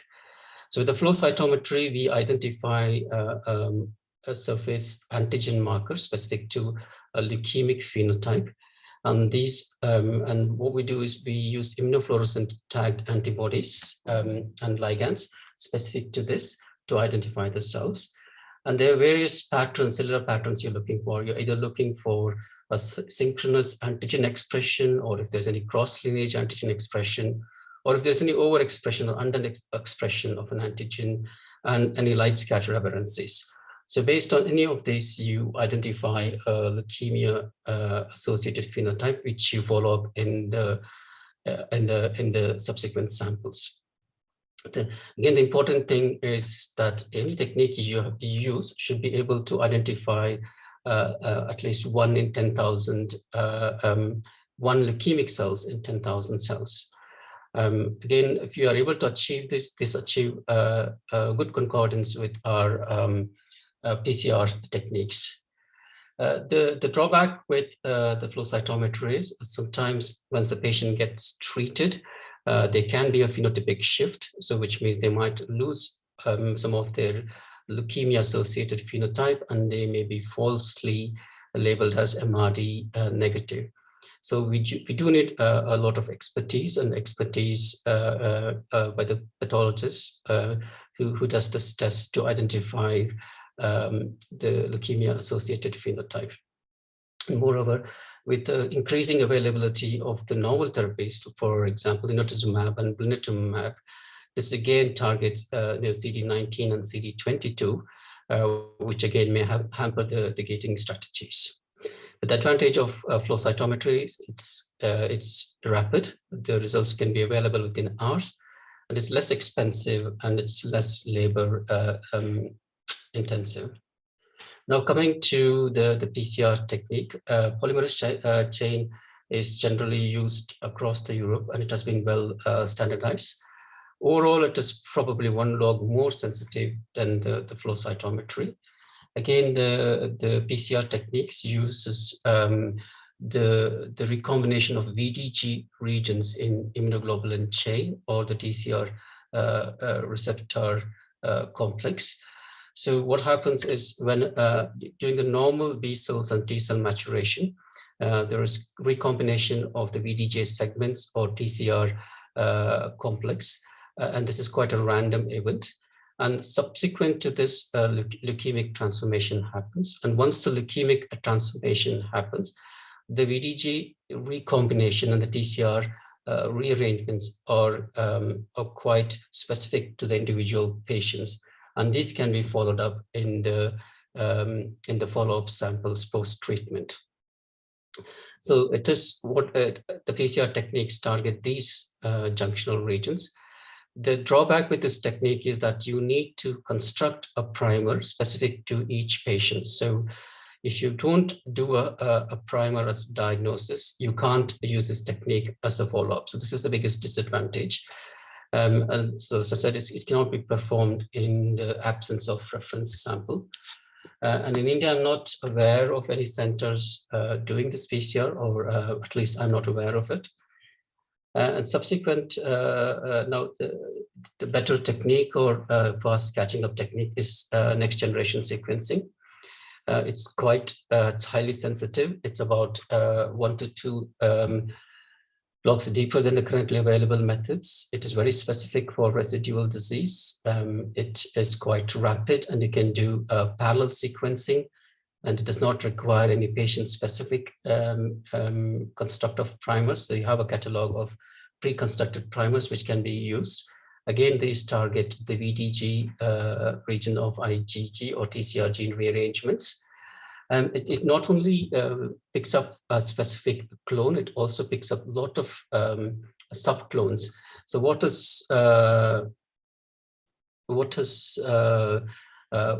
important is that in quite a few patients of ALL relapse because of the expansion of the subclones, and by your PCR technique, these subclones are missed, which is why this NGS techniques may become important in or standard of care in near future. So this slide just summarizes the various techniques. As you can see, with the depth you can achieve with the flow cytometry is about 1 in 1,000. With the PCR technique, it approaches 1 in 100,000, and with the NGS sequencing, it can approach 1 in 1,000,000. Okay. Again, it just summarizes the various advantages and disadvantages I've just alluded to in my prior slides. Again, this shows that the turnaround time for flow cytometry is quite quick. It's just a matter of hours, whereas for PCR technique, it can be days, and for NGS, it's probably about a week. Again, the cost significantly increases, whether it's flow cytometry as versus PCR or NGS techniques. So what is the current recommendation? So most of this recommendation is picked up from North American expert consensus group. So it is always advisable to do MRD sampling on a flow cytometry, on a bone marrow specimen. If you are doing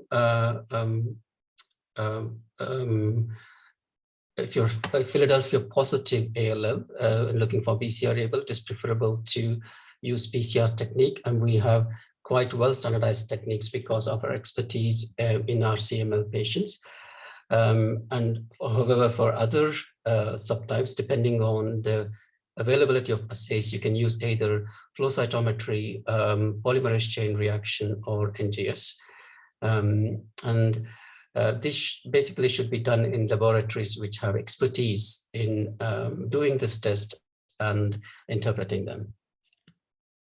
So now coming to the clinical application, as I've told earlier, that the minimum, whatever technique you are using, they should be able to identify at least one MRD cell in 10,000 cells out of bone marrow. This is quite important because various studies have repeatedly shown the prognostic relevance. For example, a meta-analysis of about 16 studies, which comprised more than 2,000 patients, showed that in adult ALL patient, the disease-free survival was about 64% for MRD negative, as against 21% on MRD positive patients. So this just shows the importance of MRD. Again, if you have MRD negative, then you can guide your therapy or de-escalate therapy, as against if they're MRD positive, where you can escalate your therapy by using some of the novel agents and taking the patient to transplant. GMAL study, which again demonstrated that about majority of the patients who relapsed while on treatment did so at the median interval of 4 months, and which is why it is suggested that you do a minimum 3-monthly MRD analysis. But however, I'm not entirely sure this is quite practical in our setting, but certainly this is the recommendation. UK ALL 2014 study prospectively evaluated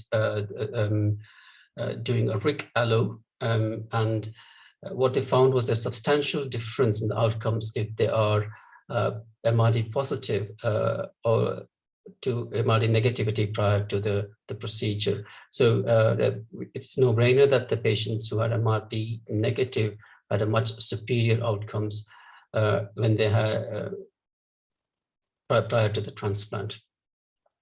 So the current recommendation is if a patient is high risk for whatever reason, or if patient is MRD positive at the end of induction or early consolidation, then you try and get them into MRD negativity by using blinatumomab or any of the novel agents, and then taking them to allotransplant. Again, this can be quite tricky in our setting because blinatumomab is horrendously expensive. As I've told you earlier, there are multiple studies. A study, a meta-analysis by Donald et al., looking at 39 studies of more than 13,000 patients, again showed that there is significant survival benefit for MRD negative patients. There's again this meta-analysis. They showed that the 2-stage risk-adapted study in adults showed that 72% of patients who achieved MRD negativity were disease-free at five years, compared to only 14% of MRD positive patients, regardless of their risk category, which again illustrates the importance of achieving MRD negativity. Now, just briefly talking about a few subtypes. So first one, if you look at the Philadelphia pH negative and T cell ALL, again, if they have MRD negative at the end of induction or early consolidation, they have a superior 10-year survival as against to NRD positive patients. Again, any of these strategies can be used, either flow cytometry or PCR. In addition, it's always quite important that we know the cytogenetics or the genomic profile, as this may help us further risk stratify or improve our risk stratification. We all know that pH like ALL with MLL rearrangement and early T cell precursors ALL have generally very poor outcomes regardless of their MRD status. But what is quite important to note in this is that these were quantified at conventional MRD levels of 1 in 10,000. Probably if you achieve a deeper remission, you may have better results in this subcategory of patients. Again, also upfront, it's quite important to know that other cytogenetic abnormalities like diploidy status and the complex karyotype status, as you all know, that the low hypodiploidy and complex karyotype has been associated with poorer outcomes. Now coming to MRD assessment in Philadelphia positive ALL, this constitutes about 25% of patients. And in this subgroup of ALL, it is recommended that we use PCR, a quantitative PCR, to measure BCR-ABL transcripts because of our experience with in quantifying CML patients. And not surprisingly, achievement of deeper molecular remission is associated with superior outcomes. So the studies have illustrated that achievement of complete metabolic response, a threshold of less than 1 in 10,000 at approximately 3 months of therapy has shown overall survival of about 65% in despite patients not undergoing stem cell transplant. Again, the patient who achieved a median overall survival, the patients who achieved complete CMR by complete metabolic response, molecular response by 3 months, had an overall survival of about 10 years as against a patient who did not achieve complete molecular remission. Now coming to the relapsed refractory ALL. The data in this is predominantly from the use of novel agents. The blinatumomab treated MRD negative patients had a longer survival and about 67% reduction in the risk of death. Again, MRD negativity achieved by inotuzumab in a salvage setting that was associated with a longer duration of survival. However, what is important to note in these studies, at least from the evidence available so far, is that the MRD negativity benefit was only superior if they had achieved in first salvage. However, if these drugs were used in subsequent salvage, the MRD responses did not alter the outcome, i.e. the outcomes were poor. So again, the recommendation from the North American group is in the frontline therapy, you do MRD at the end of induction or early consolidation, that is approximately within 3 months of therapy. Then you follow it up every 3 months for at least 3 years. If they are Philadelphia positive patients, then you do you follow them up for 5 years. I don't know how it's going to be practically quite difficult in our settings. And I honestly don't know how my various colleagues around the country, what they do. And if the patient to undergo a transplant, then again, it is recommended that you do MRD measurements at least every 3 months post-transplant. In relapsed refractory ALL, it is recommended that you do MRD at the time of molecular remission and at the end of treatment. Now coming to MRD and allogeneic stem cell transplant, coming to the Philadelphia negative group and the T-ALL group, it is not surprising that HSCT improves survival in patients with with MRD positive after initial chemotherapy. However, now it is recommended that you try and achieve MRD negativity by one of these novel agents so that the outcomes are better. It has been consistently demonstrated that achieving MRD negativity before transplant has a better overall outcome compared to MRD positive prior to the transplant. Coming to the Philadelphia positive group, again, there's very minimal prospective data.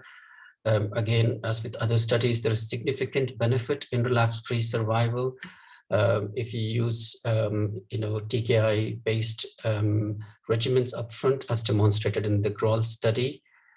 However, what was noted is that in studies which have achieved MMR after second line of therapy, they did not seem to benefit from the transplant.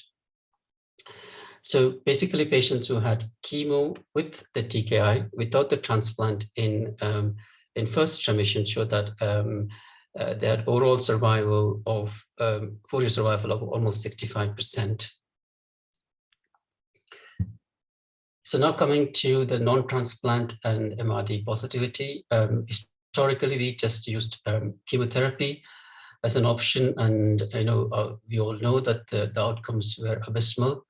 Now with the availability of novel agents like inotuzumab and blinatumomab, we are able to achieve better MRD negativity rates. And in the phase 3 studies, what it showed was that the patient with relapsed refractory ALL achieved MRD negativity in almost 3/4 of the patient if they responded to any of these novel agents. And the MRD responders in first remission had a superior event-free survival as compared to patient who responded in second or later remission. So again, it's quite important to use these novel agents as quite early relapse, because that's where you have your best evidence to get the patient into remission. Now, just a slide about couple of slides remaining. Slide about novel therapies. Again, the data in this is quite preliminary and compared to MRD response from the first-line chemotherapeutic agents. What we need to know is that you can't just extrapolate the MRD negative data from the novel agents to like what we extrapolate to the first-line chemotherapeutic agents. Because what has been seen is that even if they have MRD negativity, there is a high risk of relapse. It's probably because they've been used late in the treatment, so there has to be caution in extrapolating the reports. Again, it's quite important to see what method is used, because you can have antigen negative relapse, for example. You can have CD19 negative relapse in a patient treated with CAR-T immunotherapy. So you probably need an experienced hematopathologist who can use combination of techniques in the context of novel therapies to reliably give us the MRD report. Now, finally, last few slides on the current recommendation. So if you have a newly diagnosed ALL patient, on achieving molecular remission, either at the end of induction or early consolidation, you check whether they are MRD positive or if they're MRD negative. If they are MRD negative, you just again assess their baseline features like their cytogenetics, their count presentation, and if they've got poor risk features, then you should strongly consider allogeneic stem cell transplant.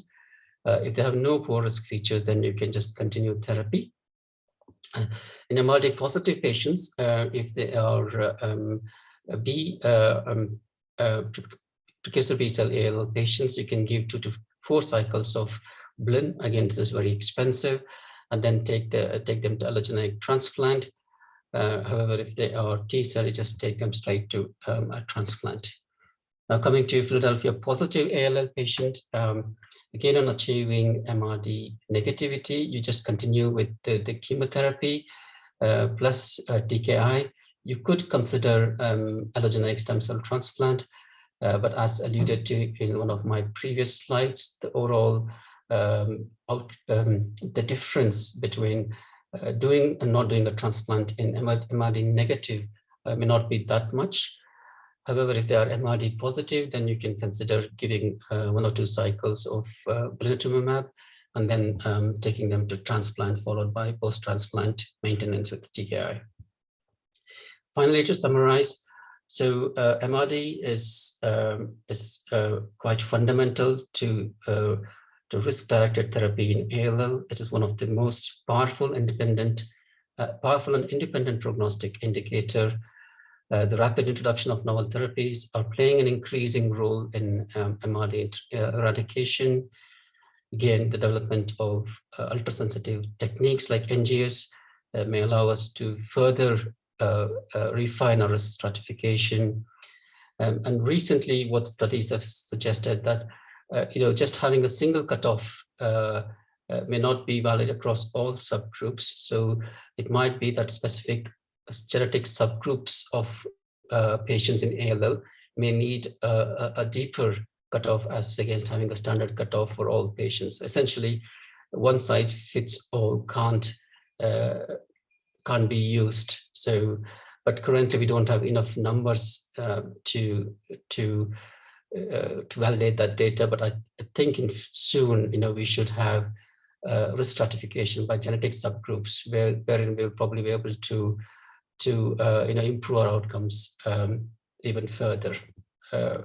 With this, I'm going to end my talk. Thank you. Thank you, Ram. That was an amazing summary of MRD analysis.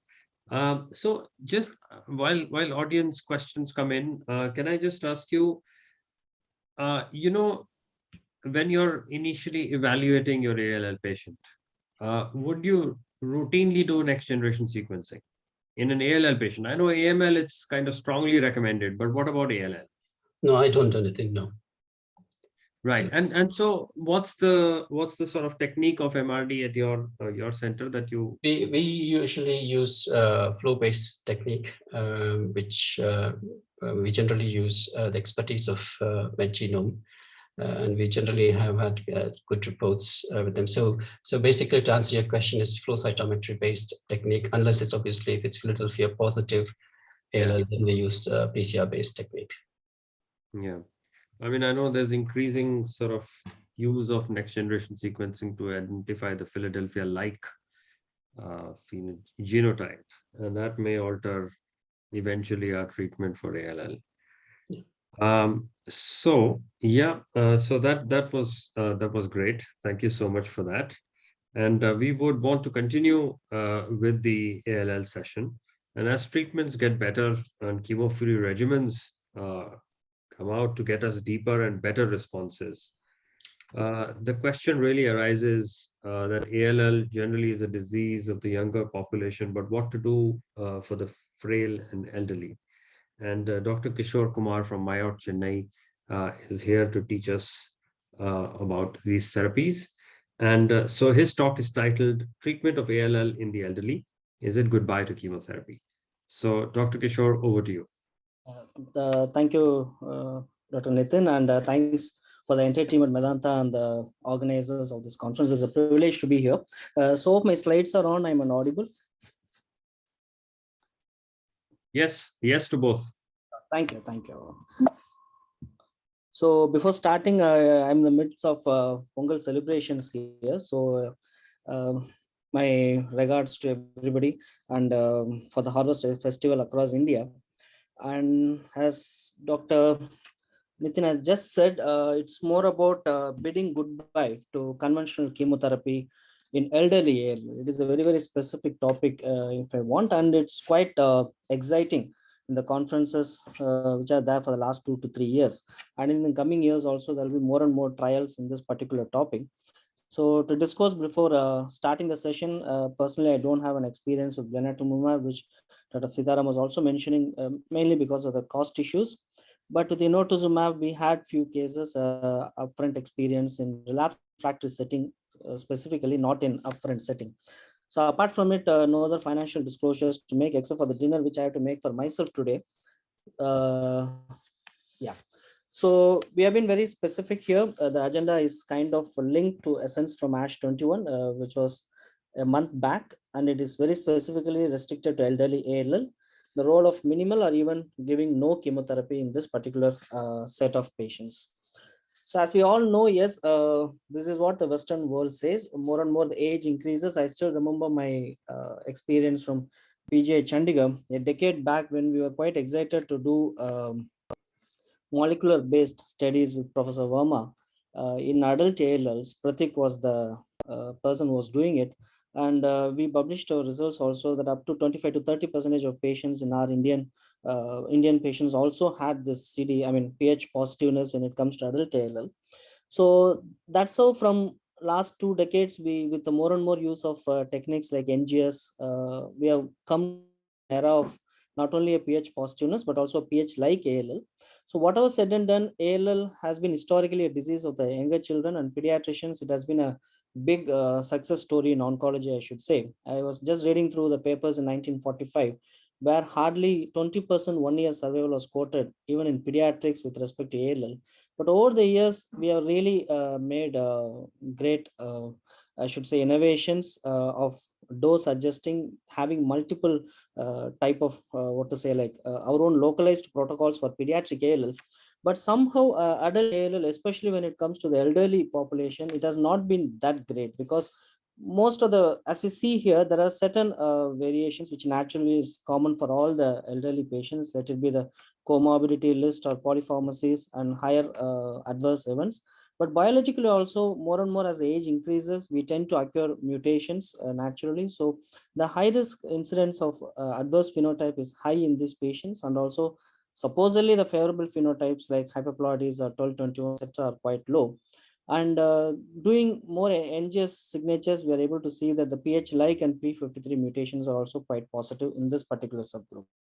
So because of this, though what we have been practicing for years is to kind of dose adjust very anecdotally, I should say. Not only it's center specific, but also many times it is patient specific to that particular time of how the patient is presenting to us. So we all have been quite used to using age adapted or dose reduced regimens of pediatric, what our pediatric colleagues have got to say. But unfortunately, even in the Western world and our own experience also, the early deaths due to chemotherapy, sometimes we feel quite uneasy to have an iatrogenic way of inducing higher morbidity and mortality to the patient in this particular subgroup. So even there are a lot of elderly adjusted protocols. GMAL is one which have been quite widely practiced. As we see here, the 2-year or even 3-year survival is not more than 20%. The early death nearly equals to a 7+3 induction mortality in our country, up to 20 to 30%. So this was when we know ALL as a disease has been, as I said, from pediatrics, we have a lot to learn. So when it comes to AML, like things have really changed a lot over the past decade, I should say. But even for the last 30 to 40 years, not much of changes in ALL. It was just like adjusting the protocols, doses, timing. So a lot of pharmacokinetic studies were going on, and most of them were based on pediatrics. So slowly, we started learning from them of doing some dose adjustments to the conventional chemotherapy, what we used to use in ALL. But as we see here, conventional chemotherapy is, as the word says, it is conventional, it just blocks the cell cycle. So it has got nothing specific. So it was nearly a 4-decade long wait, I should say, to get something specific for this disease. So since with this itself, we are achieving up to 80 to 90% 5-year survival and all those things, a complete remission of up to 3/4 of patients in pediatrics who form the bulk of the disease. People are quite happy, and the research, I should say, in ALL was moving in a slow phase. But when I talk about what are we actually trying to do, or Nitin put it in a right way, we are at crossroads in this particular science. Actually, now we are becoming more, I should say, greedy, because we have seen the AML success story. When I started my career in hematology as a student, it was more like anybody above 60s or 55 getting AML. It was just subcutaneous cytarabine or hydroxyurea. and then book a ticket to Kashi or Rameshwaram, and then write your will and wait for you to die. So this was what we used to do. But nowadays, I'm sure that most of us are quite happy. Even age is not a bar. Anybody who is frail, even in younger patients who are not fit for a 7+3, we are quite happy to use the hypomethylating agents. Overall outcomes, what has been made, difference that has made to the treatment per se is not sure, but at least the quality of life and some decent quantity with respect to that in elderly patients we have achieved in AML. But the same story is what we are trying to kind of get in to the ALL part also, the elderly ALL part. So that's what I will be discussing for the day. And as I said, it will be mostly restricted to what ASH 21 has got to say. In general, some studies also which are coming up and many trials which are on the pipeline. So if you really ask me about a specific treatment or a targeted therapy in ALL, I will give the credit to these two drugs, which I should say, decades long of conventional chemotherapy. After a long time, the two drugs which were relatively kind of more targeted or say specific to certain clone of cells. One was our experience in adding rituximab, the anti-CD20 antibody, looking into the flow cytometry, especially in the first 1 or 2 cycles, because in our center, it has been a routine for us to use hyper-CVAD and mini hyper-CVAD in these patients. So we have been quite comfortable in adding up this drug for first 1 or 2 cycles, at least when the tumor burden is quite high. And truth to be told, TKIs have really made a big difference to the outcome of Ph positive ALL. If you really look into the WHO prognostication indices and everything, this is just at the crossroads again. So initially, what I used to read was TKI is high risk. Till now, today it is high risk, but with a kind of maintenance with Ph positiveness is considered to be a high risk, but with the kind of TKIs being used upfront as well as in maintenance, slowly we are like kind of getting relatively better responses, I should say, either with transplant or without transplant in this particular subgroup. So this was the starting point of targeted therapy, a non-chemotherapeutic or a non-conventional targeted therapy in ALL. But as we know, this is all along with chemotherapy is what we have been knowing for all these years. But last 5 years, I should say, specifically from 2016 or 17, it has been quite interesting when it comes to the science of acute lymphoblastic leukemia. So today I've been asked to talk about non-chemotherapeutic regimens, bidding goodbye to chemotherapy. So CAR T cell by default, I should say, is more intensive than even a transplant sometimes, and right now it's not available in our country. So I'm going to kind of take it away from my talk. So my talk mostly will be on the drugs which are non-chemotherapeutic or non-conventional chemotherapy, which can be used in this particular set of adult or elderly ALLs. I should be very specific. So one drug we know, as we know, going back to the biology of B cells, CD19, 22, and 79 are generally termed as pan B cell markers, and even CD20 expression can be quite variable when it is a B cell ALL, but 22 is one antigen which has been quite consistent in its in its expression, I should say, when it comes to ALL. So now we have got a drug, toxin conjugate, which is our inotuzumab osagamycin, which is anti-CD22 tagger to the toxin. The other is, so I was just talking about the BiTE therapies. So the bispecific CD19 one. So now we are targeting very specifically. As I said, 19 and 22, they are kind of pan B cell markers. So it's very much possible that using them in spite of, irrespective of what type of what stage of disease the patient is on, most of the time the expression of these two antigens is quite uniform across different subsets of ALL and age groups. So this is what the scientists have been targeting, and they have got it to clinical practice also for the last 5 years or so.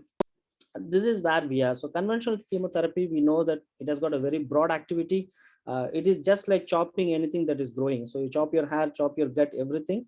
But tolerability is quite low in this particular subset of elderly patients. And efficacy wise, if you ask me, since we are compromising on the doses, naturally the outcomes are also not going to be that great. But the novel approaches, unfortunately, they have a narrower activity. They're quite targeted and specific. But I still remember giving inotuzumab on a daycare basis to a relapsed refractory, really unwell case, which means that they're better tolerated, though he was not an elderly patient, he was relatively young. But the efficacy also definitely kind of improves. So this is where we are. We should be understanding which subgroup of patients are going to get benefited out of it. Leave aside the finances. If somebody is going to support me, where I should be scientifically looking looking into using these drugs in the frontline setting. So that is what we are going to talk for today. Just to give a background data on the efficiency of these drugs, this was the INNOVATE trial where inotuzumab was used in the relapsed refractory setting as a monotherapy. So that they have quite an exciting result, I should say. So with CR rates reaching up to 80% against to 30% with the classical chemotherapy. And Dr. Ram was just mentioning about the importance of MRD.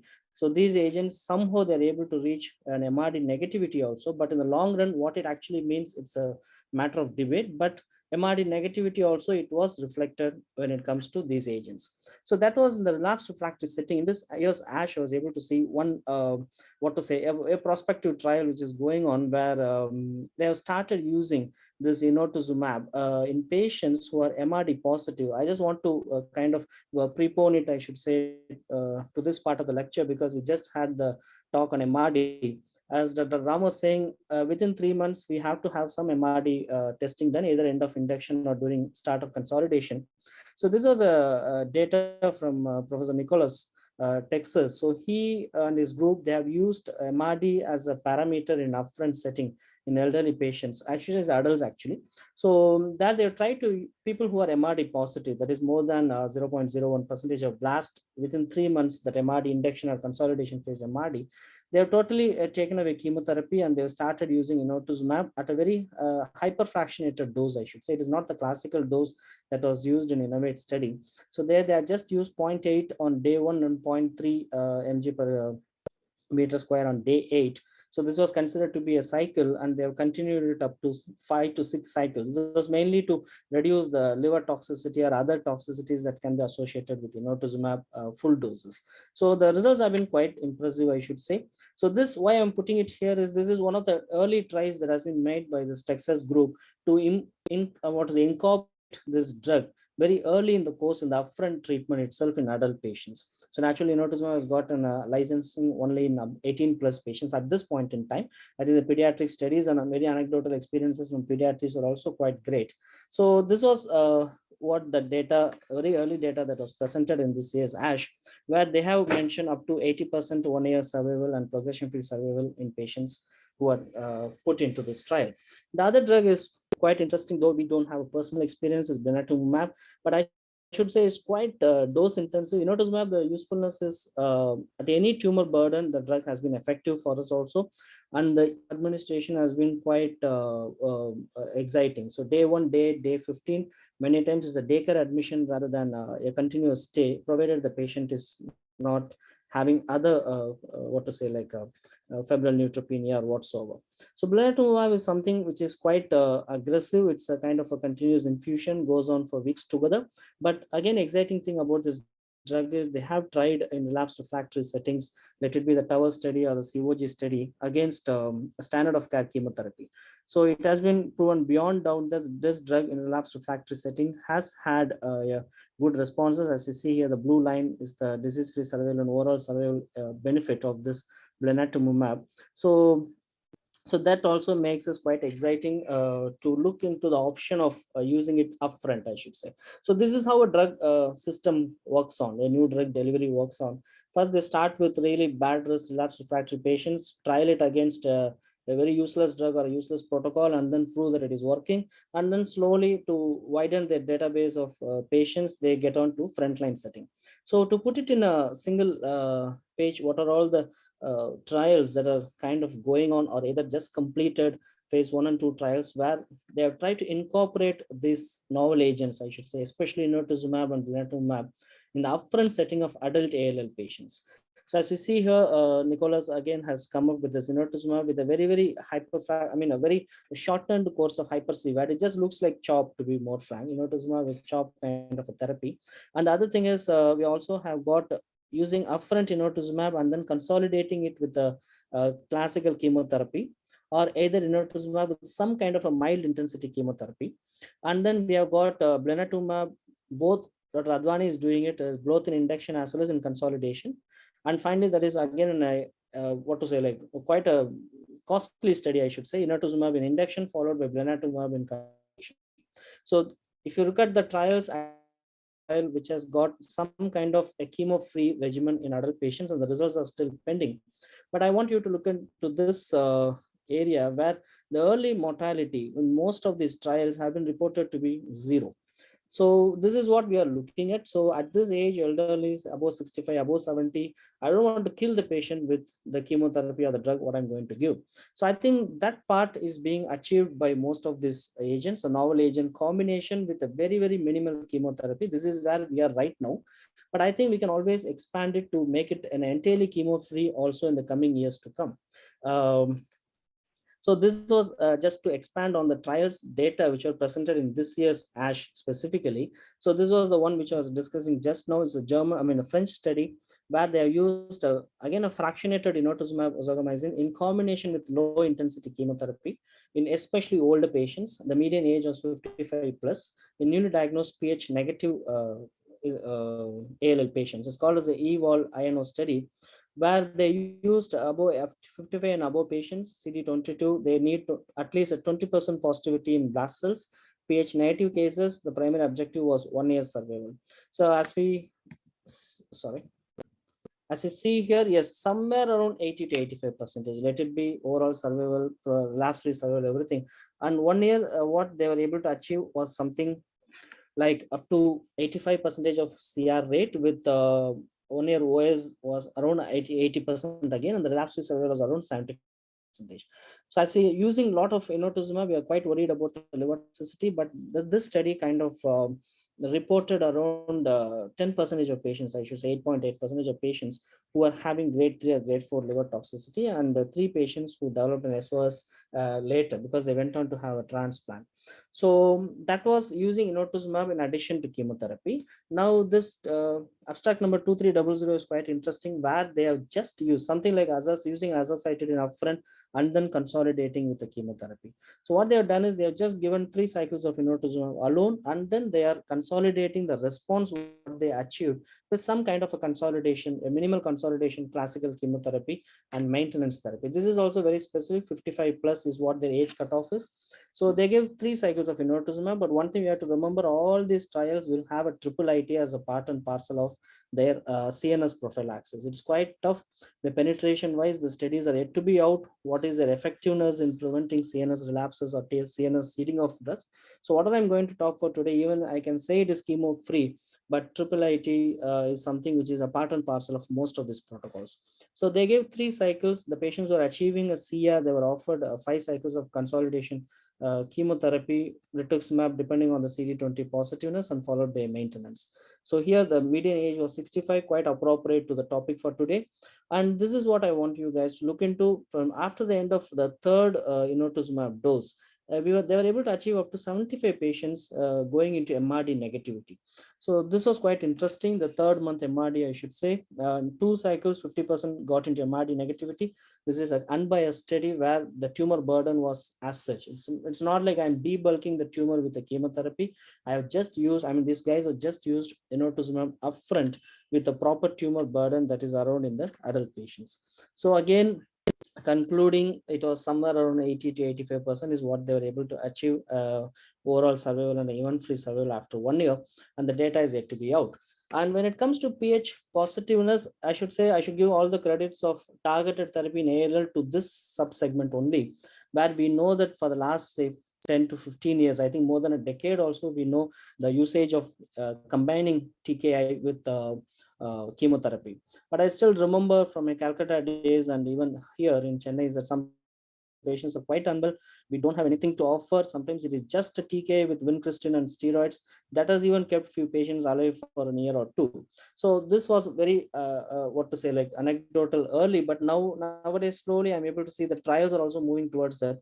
Initially it was intense with TKI. Now we have got lower intensity chemotherapy TKI. And if you go towards the end, we have even got protocols where just steroids are being used with TKI. The choice of TKI may be quite variable. It depends because T315I may be a problem in few adult patients. So ponatinib, which given an option, probably seems quite interesting off late to use with steroids. And the last one, which we should be discussing for today, is usage of combination with blinatumomab and TKI, which may be dasatinib or even ponatinib. So this was the 2298 abstract from this year's ASH, where Professor Nicholas, again, he presented his phase 2 study of ponatinib with blinatumomab in patients with pH positive ALL. So they were receiving up to 5 cycles, continuous cycles, what was their protocol, 5 cycles of blinatumomab, and ponatinib was kind of given at a dose of 30 milligram during the cycle 1. And then once they were achieving a complete molecular remission with respect to BCR-ABL positivity, ponatinib was actually dose reduced to 15 milligram. This is quite interesting. So it's not that 45 milligram what I'm talking here. It's like lowering of doses to 30 initially and then to 15. And after completion, no chemotherapy at all here. 5 cycles of blinatumomab, completing it, and then ponatinib was continued for at least 5 years in responding patients. The interesting part here is this study included both relapsed refractory and newly diagnosed patients, but as you see here, the CR or the complete remission or the incomplete count recovery was happening in up to 100% of patients in newly diagnosed and a good number of patients in relapsed refractory setting also. And up to 85% of patients, they were achieving a complete molecular response. And the 2-year event-free survival and the overall survival for the newly diagnosed cohort is around 95%, which is, I should say, really good in this particular subgroup, because initial days, nothing was there to give to them. So I think this was one protocol which kind of is totally chemo-free in a upfront setting, but we should note that it is in pH positive patients and they have got the maintenance arm of TKI for long. So this is what I just told. So 1 year survival, 2 year survival rates are even going up to 95% in the newly diagnosed arm. So with respect to blinatumomab, yes, there are quite a lot of studies, but 1 or 2 which have got their results published, I just wanted to discuss here, where they, similar to inotuzumab, what they did with inotuzumab, like give a short course chemotherapy, consolidate with inotuzumab in MRD positiveness, or put the other way around. Start with inotuzumab, achieve a decent response, make the patient fit enough for some chemotherapy, get on with a very, very hyperfractionated, I mean, a very dose-reduced chemotherapy. That's what they have done here. They're given chemo initially, and then they went on with some kind of blinatumomab. So the chemo was like the classical, I should say, hypercVAD is what they are trying, but highly dose reduced, and rituximab was used in these patients. And then they went on to blinatumomab. Around 3 to 4 cycles is what they are given. And they have again said somewhere in the range of 75 to 80% people achieving some kind of a response, including PR, it was up to 85%. So this again, the 1 year survival rate is kind of nearly going to around 85%, because the censorship is due to the fact that few patients, relatively younger patients, were getting on to transplant also. So that was quite a lot of blinatumomab and inotuzumab story in ALL. I just want to kind of grab your attention to the other drug. In Tamil, there is a word called as Sarvaloka Nivarani. I think it's a Sanskrit word. So that is a drug which can be used anywhere and everywhere. So in hematology, what I'm seeing of late is, though we have this drug in India through kind of whatever means, we have an access to this drug, and with initially we all thought it should be making an effect in CLL, but now it is everywhere. So nowadays, most of us have been using this in combination with hypomethylating agents in AML. So how it works, nobody knows, but it has been tried very clearly in ALL patients also, where Dr. Sangeeta has tried to commend this drug in a phase 2 trial with mini hypercVAD and venetoclax in patients who are pH negative. So quite interesting. Again, elderly, the only thing of use of this is even they have included T-cell ALLs, because T-cell I was not discussing upfront, just because nelarabine, though it's a targeted agent, but unfortunately, whatever the protocols are there right now, we have to combine it with chemotherapy. So that's the reason I was kind of negating it out. But one small ray of hope for the T-cell patients to go on minimal chemotherapy, or even in future, a chemo-free regimen, is looking at this study. So they did high dose reductions to cyclophosphamide, methotrexate, etc. They totally avoided anthracyclines, and cytarabine was also a low dose cytarabine, intermediate dose cytarabine, I should say.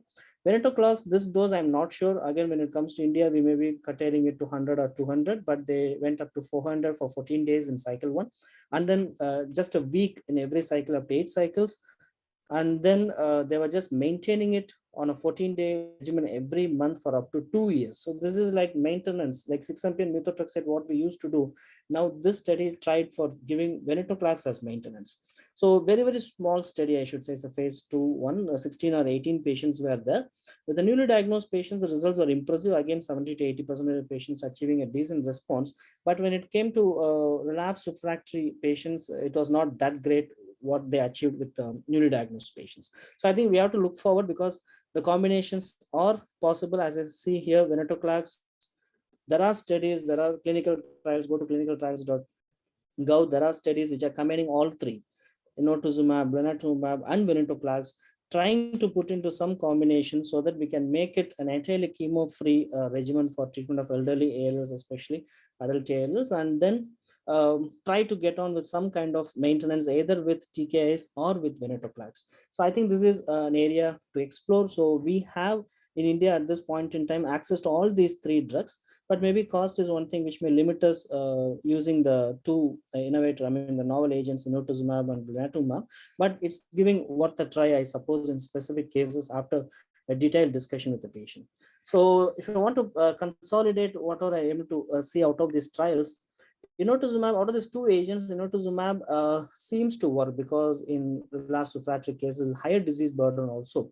So I think since disease burden has not been an issue with this drug, to bring it down with steroids, minimal steroids as a part and parcel of the protocol, I think that may serve as a very ideal induction agent in the future if you're going chemo-free. Whereas blinatumomab is very effective and less toxic in settings with a lower disease burden, and it may just act as a very good consolidation therapy agent, because more and more cycles of inotuzumab, even the drug insert says that after third cycle, fourth cycle, we have to be very careful about the liver issues that is popping up, because this is all prospectively keeping in mind that I may be taking these patients for a recallograft if they are really achieving a good MRD negativity. So that wise, I can say more than using it as a consolidation, long run consolidation, having it as a short induction course is something which we can work on. And blinatumomab, yes, because of the good lesser toxicity prototype, so we can use it in the lower disease burden, especially as a consolidation agent. But we should be very clear, this is very early we are, so hardly 5 years into all this research, so there is no evidence that the novel agents approaches are actually curative. This is, I'm looking at quality of life, I'm looking at prolonging the life with a decent quality. That is what I can do. But though they're achieving a durable MRD negativity, how far is it going to reflect in long-term remissions or cure is something which is still debatable. I think the next step, unfortunately, whatever trial that's there on ASCO or ASH or wherever, they're all like standard single arm trials. So we are yet to get some trials which really compare the real world conventional chemotherapy with this novel agent based chemotherapy. So that is, I think there are a few which are already on, the US guys are working on it.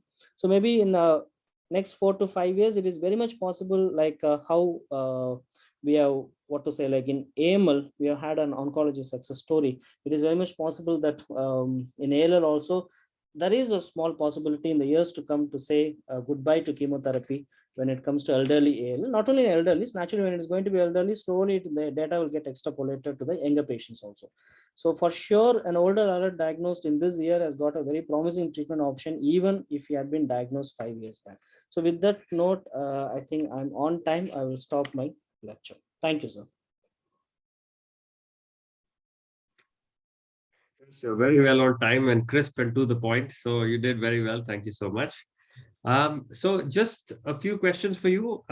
One from my end is, I know you haven't used blinatumomab and a lot of us haven't used it. But if cost wasn't an issue, what would your preference be if both were available and in theory both you had access to?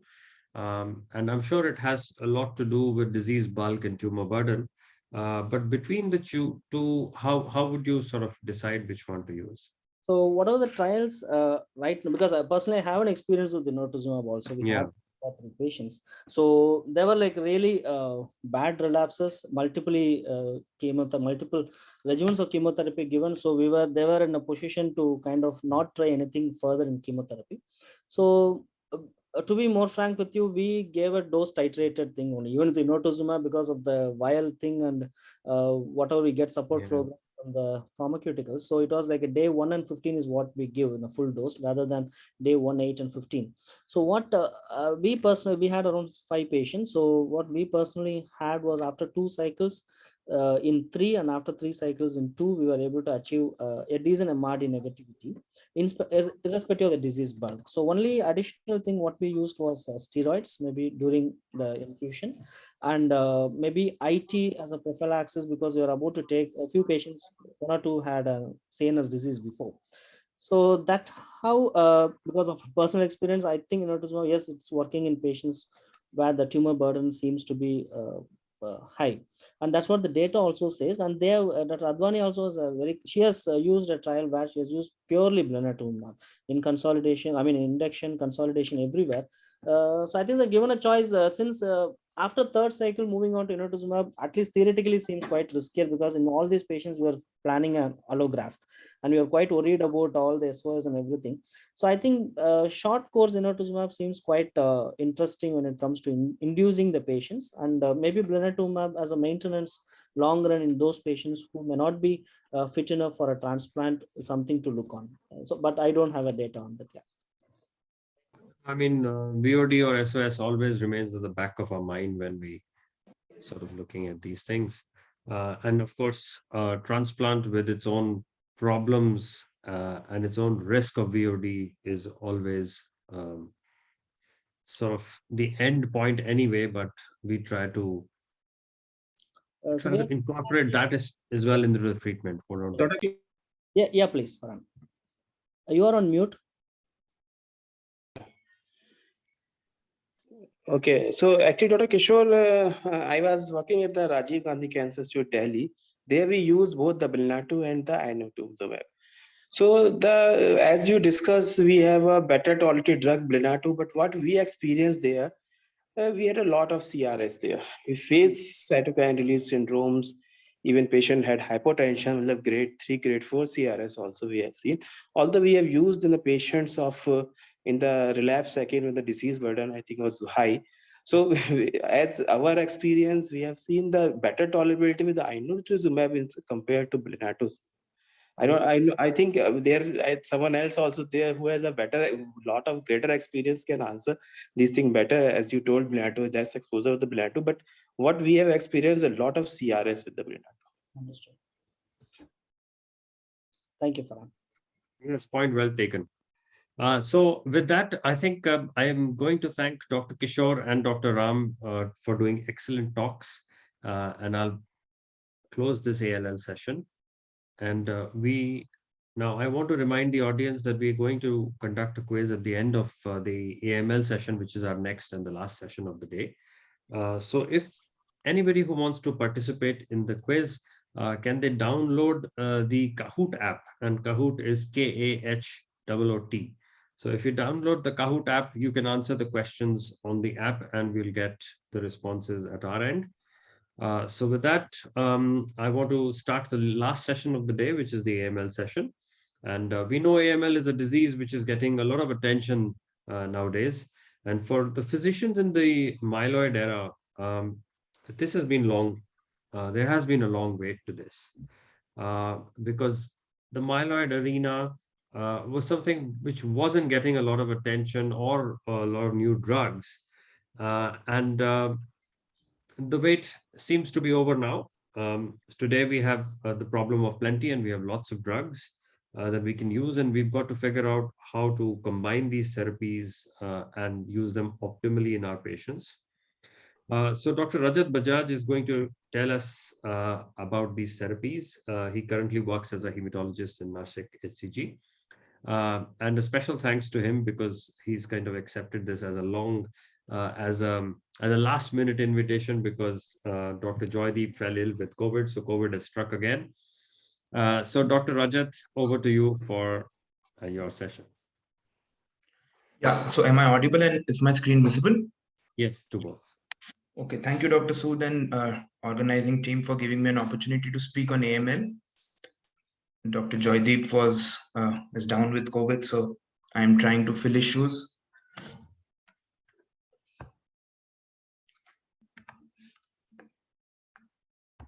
Yeah, so all of us will agree that we've now moved on to recognizing AML as a diverse entity and not as a single acute leukemia, with the better understanding of genomics we are now trying to treat AML on a personalized basis, with every sub-entity having its own pathophysiologic, own clinical features, and own genomics. So for the last 50 years, we've been using 3+7 or cytarabine and anthracycline for the management of AML. But in the last 4-5 years, we've had the opportunity of using many FDA-approved drugs. So it's an exciting era for AML.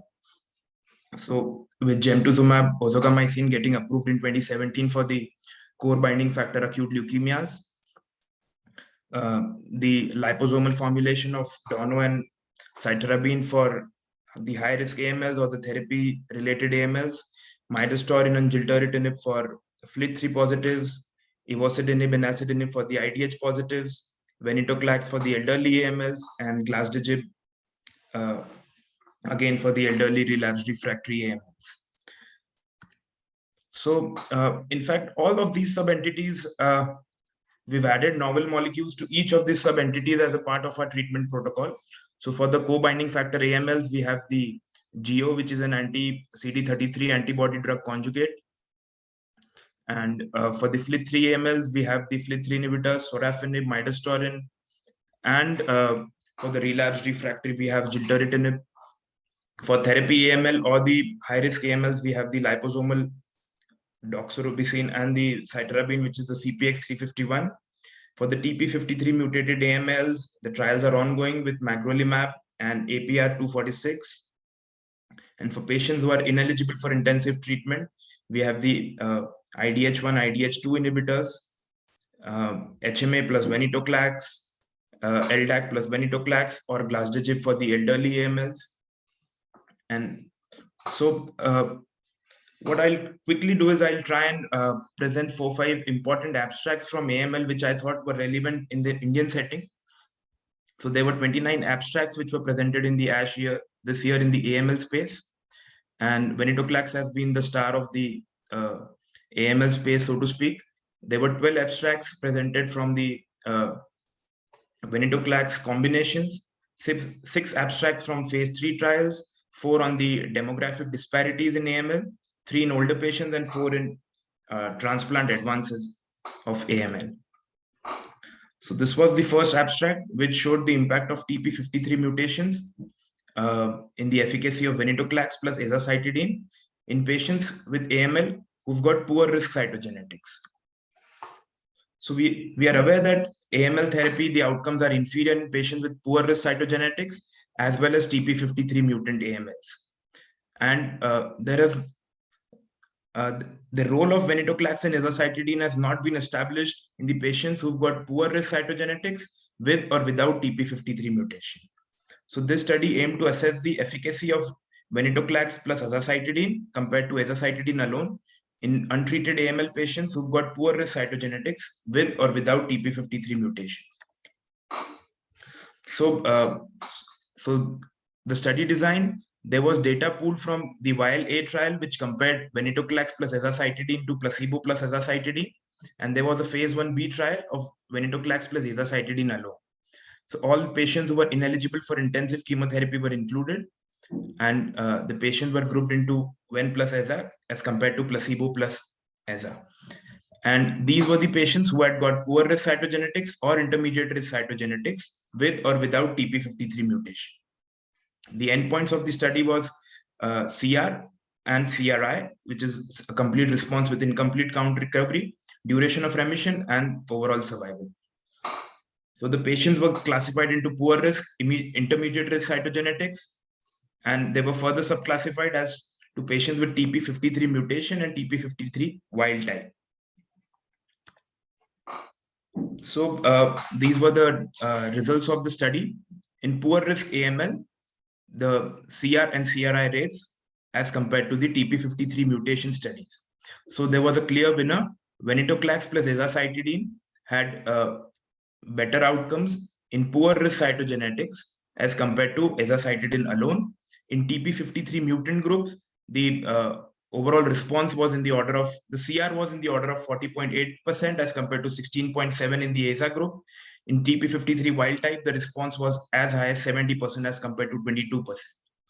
In the intermediate risk cytogenetics also, the composite CR was 71% as compared to 31.8% in the azacitidine group.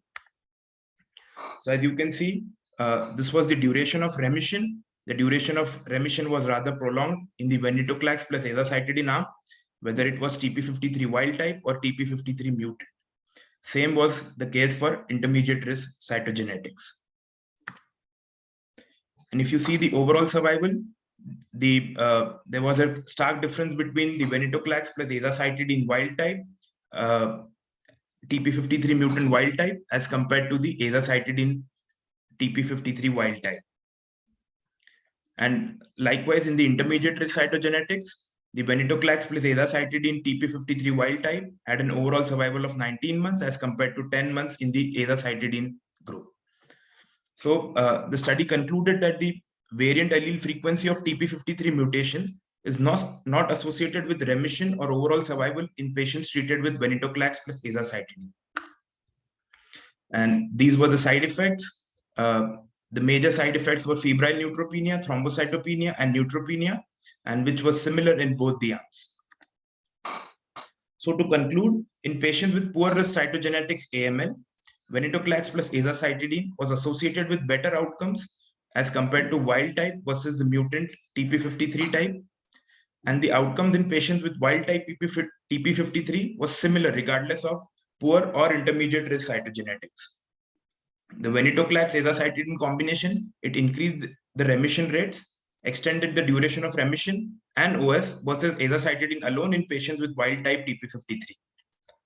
The ven plus aza arm increased remission rates versus aza alone in patients with mutated TP53, but had no impact on the duration of remission and OS. So to conclude, ven plus aza was very well tolerated in this AML population, regardless of cytogenetics and the TP53 mutation status. The next study, it compared CPX351 and HMA plus venetoclax as frontline therapy in AML. This was a retrospective analysis.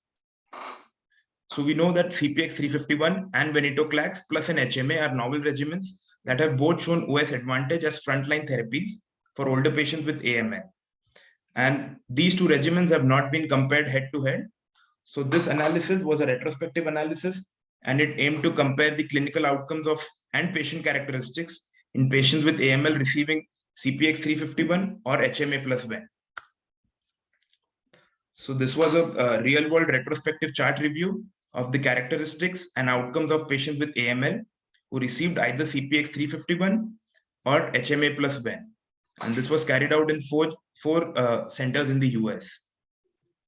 The analysis was divided into two groups. One was an overall population, and the other was restricted to older population aged 60 to 75 years. And a subgroup analysis was done by TP53 mutation status, adverse ELN risk, prior myeloid malignancy, and prior HMA therapy. The primary outcomes was composite CR, RFS, and the OS. So this was the data, the overall population and the patient subgroup as aged 60 to 75 years, and they were divided based on the therapy which they received. So these was the outcomes in both the arms. 211 patients in the CPX351 arm, 226 patients in HMA and venetoclax arm. So the CR rates was similar, 57.8 in the CPX arm and 56% in HMA plus venetoclax arm. However, the CR was more in the CPX351 arm, whereas there was more CRI in the HMA plus ven arm as expected. So this was the overall survival. So the overall survival was similar in both the groups. It was 17.3 months with CPX arm and 11.1 months with HMA plus ven arm. For elderly patient, there were no significant differences in the overall survival or remission-free, relapse-free survival between cohorts in all the four subgroups. There were no significant difference in the OS, despite more than double the transplant rate in the CPX351 arm. And there was no significant difference in post-transplant OS or OS among the respondents only. However, there were higher overall survival in CPX351 patients with TP53 mutation. and there were no significant differences in OS between cohorts for prior myeloid malignancy or HMA use. So there was no significant difference in the response rate between CPX351 and HMA plus ven in the overall population and in patients aged from 60 to 75 years. CPX351 treatment was associated with a longer OS compared with HMA plus ven in the overall population, but not in the patient subgroup from 60 to 75 years. And subgroup analysis in patients aged 60 to 75 years showed a higher OS with CPX351 in patients with TP53 mutation. Among patients from 60 to 75 years, there was no significant difference in overall survival between the two treatment groups, despite more than double the rate of transplant in the CPX351 group as compared to HMA plus venetoclax group. The next was a Chinese study which compared venetoclax and decitabine for young adults with newly diagnosed ELN, adverse risk AML. This was an interim analysis from the phase 2 trial. So standard cytarabine and anthracycline intensive induction therapy for fit patients with AML has changed a little. And we know that high dose anthracycline is associated with higher CR rate and improved OS in patients less than 50 years of age with lower intermediate risk cytogenetics. But among fit patients, the adverse risk is associated with lower CR, and we really don't know what to do with them to achieve a better CR. So in the YLA trial, venetoclax and azacitidine has demonstrated a significant efficacy benefit versus azacitidine alone in previously untreated patients who were ineligible for intensive treatment. So this is a study which evaluates venetoclax with decitabine as induction therapy in young adults who've got adverse risk AML. So this was a prospective multi-center single-arm trial, and all the patients with adverse risk AML aged 18 to 59 years were included. They were divided into two groups. Induction A with decitabine 20 milligram per meter square on day 1 to 5 with venetoclax escalated from 100 to 400. And the second group was induction B, who got the standard 3+7 anthracycline and a cytarabine.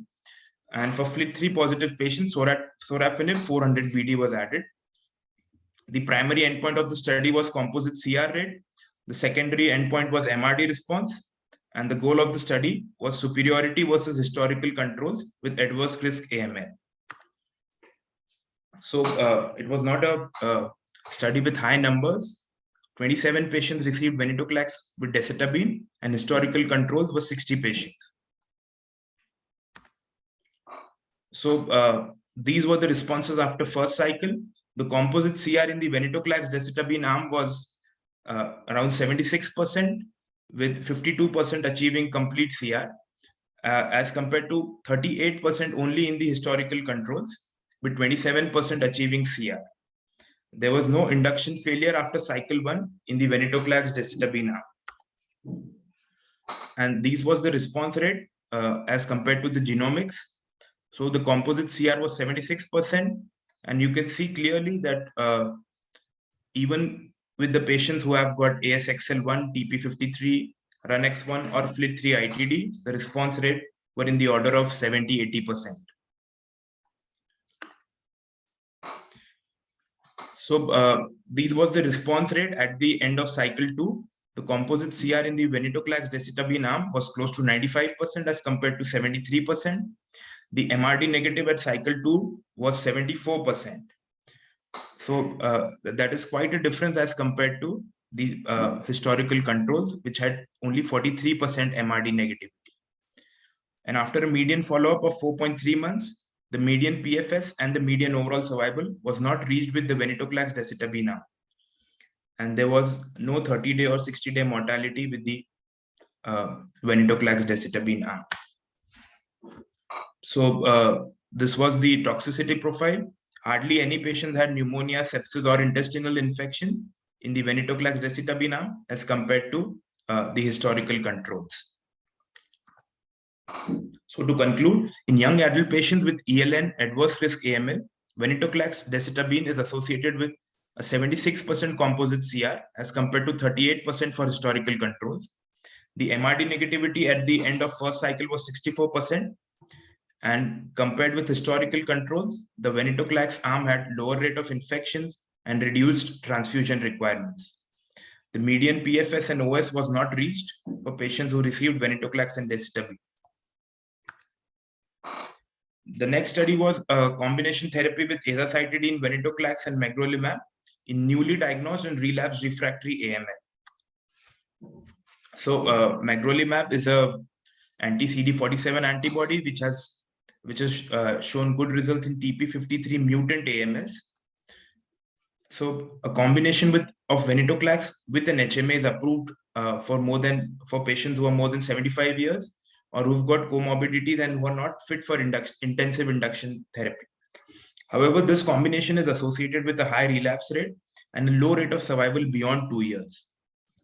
And we also know that patients with TP53 mutations have got poor outcomes. So magrolimab, which is an anti-CD47 antibody, it has shown promising activity when used in combination with azacitidine in TP53 wild type and TP53 mutated AMLs.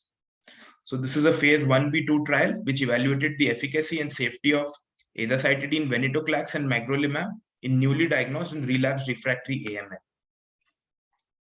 So the patients were given azacitidine from day 1 to 7 at a dose of 75 milligram per meter square, venetoclax 400 OD from day 1 to 21, and magrolimab was given as the phase 2 dose, which was established at 1 milligram per kg on day 1 of cycle 1, 15 milligram per kg on cycle 1, day 4, and 30 milligram per kg on cycle 1, day 11.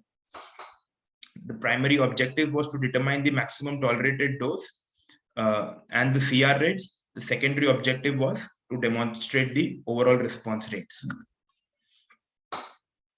So these were the data from the study. So there were 25 newly diagnosed AML and 23 relapsed refractory AMLs. And they were subdivided into, the newly diagnosed AMLs were subdivided into TP53 mutant and TP53 wild type. The relapsed refractory was subdivided into venetoclax naive, and patients who had received prior venetoclax. So the patients in the newly diagnosed cohort, the overall response rate was in the order of 86%, with around 64% patients achieving a composite CR. And in patients with TP53 wild type, the overall response rate was 100%, with a composite CR of 91%. There were no study discontinuation due to treatment-related adverse events. 6% patients had grade 1-2 infusion-related reactions.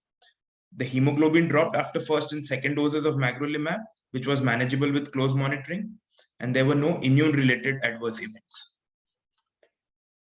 So the investigators concluded that the combination of azacitidine, venetoclax, and magrolimab, it was associated with a tolerable safety profile in patients with newly diagnosed or relapsed refractory AML. The hemoglobin levels are to be closely monitored. As frontline therapy, the combination demonstrated encouraging response regardless of the TP53 mutation status. The TP53 mutant status had an overall response of 86% with a CR of 64. The TP53 wild type had an overall response of 100% with a CR of 64%. So there was one abstract which was presented on allogenic transplant in patients who are less than 60 years with intermediate risk AML in first remission. So we know that allogenic transplant is the standard of care for adverse risk AML. For favorable risk AMLs, we do not usually go ahead with transplant because of the inherent risk of the transplant. However, something which is borderline is the intermediate risk AMLs. There have been donor versus no donor comparisons. There have been prospective matched pair analysis. And we know that the allogenic transplant shows a better overall survival and RFS in CR1. So this was a multi-center German study wherein 143 patients were accrued from 2010 to 2018. Arm A was the patient who received transplant, and Arm B was the patient who received conventional consolidation and allotransplant only in cases of relapse. The median age of patient was 51 years. There was normal karyotype in 84%, NPM mutant status in 42%, FLT3 in 25% patients. 31% patients received sibling donor transplant, and 69% patients received an unrelated donor transplant. So the results were actually quite interesting because the overall survival was more in the patients who did not receive a transplant at the end of 2 years, 84% versus 74% compared to the patients who received transplant. However, the relapse-free survival was higher in the patients who received a transplant. It was 69% versus 41%. The non-relapse mortality at 2 years was 9% compared to 2%.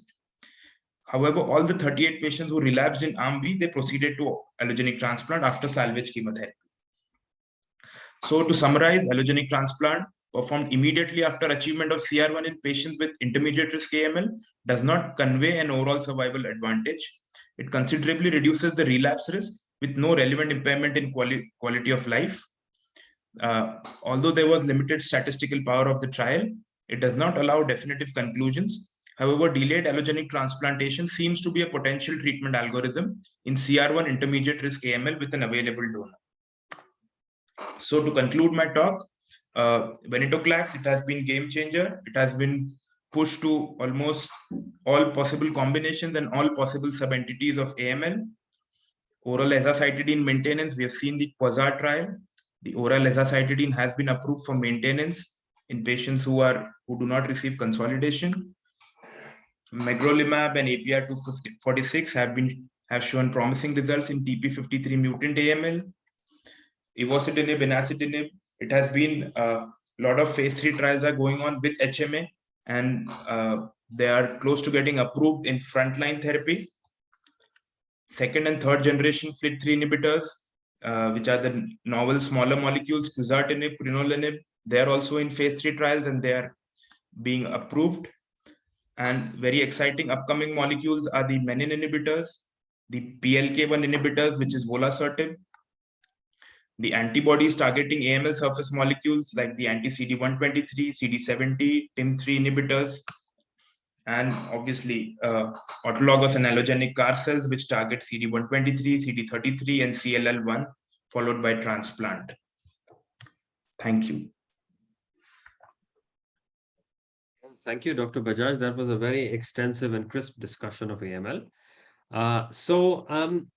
Just one question for you. While we wait for venetoclax to become formally available in this country, I know there are informal channels we can get the drug from. Has your standard treatment changed in the elderly, less fit people to venetoclax and azacitidine or HMA backbone therapy? Yes, for almost, in fact, what the data suggests is patients who are more than 75, but I think in our Indian setting, we've tried and pushed it to patients who are more than 60 years of age. So in fact, for patients who are 50 to 60 years, we give them an option that this is an option which we have. And patients who present with active fungal infection, we try and induce them with venetoclax HMA, and then maybe once the patient stabilizes, then try and go on to give the standard 3+7. Okay. That's great. Right. So before I move on to the next session, can I just remind all the audience members who want to register for the quiz to download the Kahoot app. We're going to run the quiz after this session. So as treatments in AML get less toxic and we have lower threshold to treat the elderly, we have many options and combinations based on current availability. The question really is how to optimally use them. And we have Dr. Shreyans Gandhi from King's College Hospital, who has a keen interest in the myeloid arena and has done extensive work here to do the next talk and educate us on this. And his talk is titled Elderly AML, Our Options. So Dr. Gandhi, over to you. Thank you. Thank you. I'm hardly going to educate anyone, actually, Nitin, but it's always a pleasure to kind of team up with your team. And I'll try to summarize some of the things that were witnessed in ASH, but more importantly, some papers that have come out in the last year in the context of AML. As you rightly say, this is a very exciting time because there are so many drugs and there are so many options that are now coming up. And a lot of them have up until so far been trialed in the normal population, but for some reason, for all sorts of various reasons, because of comorbidities and other issues, clinical trials don't show as much representation in the elderly population. So this is an area of unmet need. I'll try to see what we know, what we understand, and what our preferences are in terms of treatment options in the elderly with AML. And this is what I briefly, I mean, there is a lot to cover actually. Just looking at the ASH, there were at least 17 abstracts associated with AML in the elderly I mean, not necessarily with the elderly, but AML in the context of various treatment options. A lot of them have been covered by Dr. Bajaj. But I'll look at some of what I thought was interesting, pertinent points and which have significance in terms of how we're going to, it's going to change practice going forwards. So just a quick reminder that nearly 60% of patients with AML are people who develop this after the age of 65, and this is the age group which has the worst representation in terms of overall survival. So current overall survival is to the tune of 5 to 10% at 5 years. This is again a population which has significant. Can I just interrupt? We can't see your slides. If you've got the slides, have you got them projected? Oh gosh, yes. Oh, sorry. My apologies. My apologies. It is saying share screen.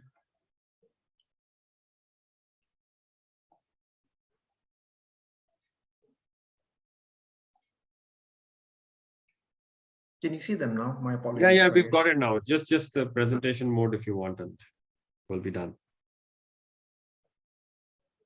Yeah, is this okay? Yeah. We still not. Yeah. No, it's much better. Thank you. My apologies, my apologies. So just to quickly summarize, nearly 60% of patients who develop AML are above the age of 65. And this is again a population which has the worst outcomes in that nearly previous studies have shown that 5-year overall survival is only to the tune of 5%. And this is because they have significant comorbidities. There's a higher chance that this AML is either a secondary AML or a therapy-related AML. Plus, the elderly are more likely to have complex cytogenetics and their molecular biology is significantly worse. So a higher number of people with AML are likely to be elderly people, as alongside they are people who are likely to have more adverse risk disease. If you looked at the composition of therapy-related AML and secondary AML, this is where you will find most of the people. I mean, this is not strictly defined. Who do you call as being elderly? Above the age of 62, above the age of 65, above the age of 68? This is semantics. But these are people who likely would have had some kind of a primary malignancy and had treatment, either radiation or chemotherapy, or people who had pre-existing MDS or myeloproliferative disorder who subsequently evolved to AML. And this makes up just 25% therapy-related or secondary AMLs. But this is where you would find most of your people above the age of 65. And it's a no-brainer that people who have secondary AML, therapy-related AML, their choices are limited. They are more likely to be elderly, and their outcomes are significantly worse compared to de novo AML. This is data that is going back from almost 1970s. And you can see the stark difference. If you look at both of the graphs, there is so much that we've achieved over the last 50 years in people with AML below the age of 60. Previous 5-year survivals were only to the tune of 15% in the 1970s when we first started off with Hyotipa and those kind of chemotherapy regimens. And now we have 5-year survivals well in excess of 55%. And this is being very modest over here. It's well in excess of 60-65% now. But not much has changed in people above the age of 60. Outcomes have hardly changed, and overall survival, 5-year survival, is still to the tune of only 10%. And this is a limiting factor. Not many people enter studies. Chemotherapy regimens are more toxic to these people. These people have more comorbidities. Historically, data has not been collected as accurately in people above the age of 60 for, again, logistical reasons. Just a quick reminder of how we look at AML. This is going to change very quickly because with the advent of molecular data that is coming up, there is going to be a substantial recategorization of AML in light of molecular and genetic changes. But as it stands, we still define AML with the excess of blasts with recurrent genetic abnormalities of which RUNX1, inversion 16, PML RARA group of genes, MECOM group of genes associated with chromosome 3, and NPM and biallelic CBP alpha mutated AMLs, which make up the whole core of AML with recurrent genetic abnormalities. And then you have this big chunk of people, and this is where most of the elderly AMLs will sit, either in this group over here, which make up nearly 50% of patients, which is one of the defining MDS-related cytogenetic abnormalities, of which monosomy 7, del5q really stand out.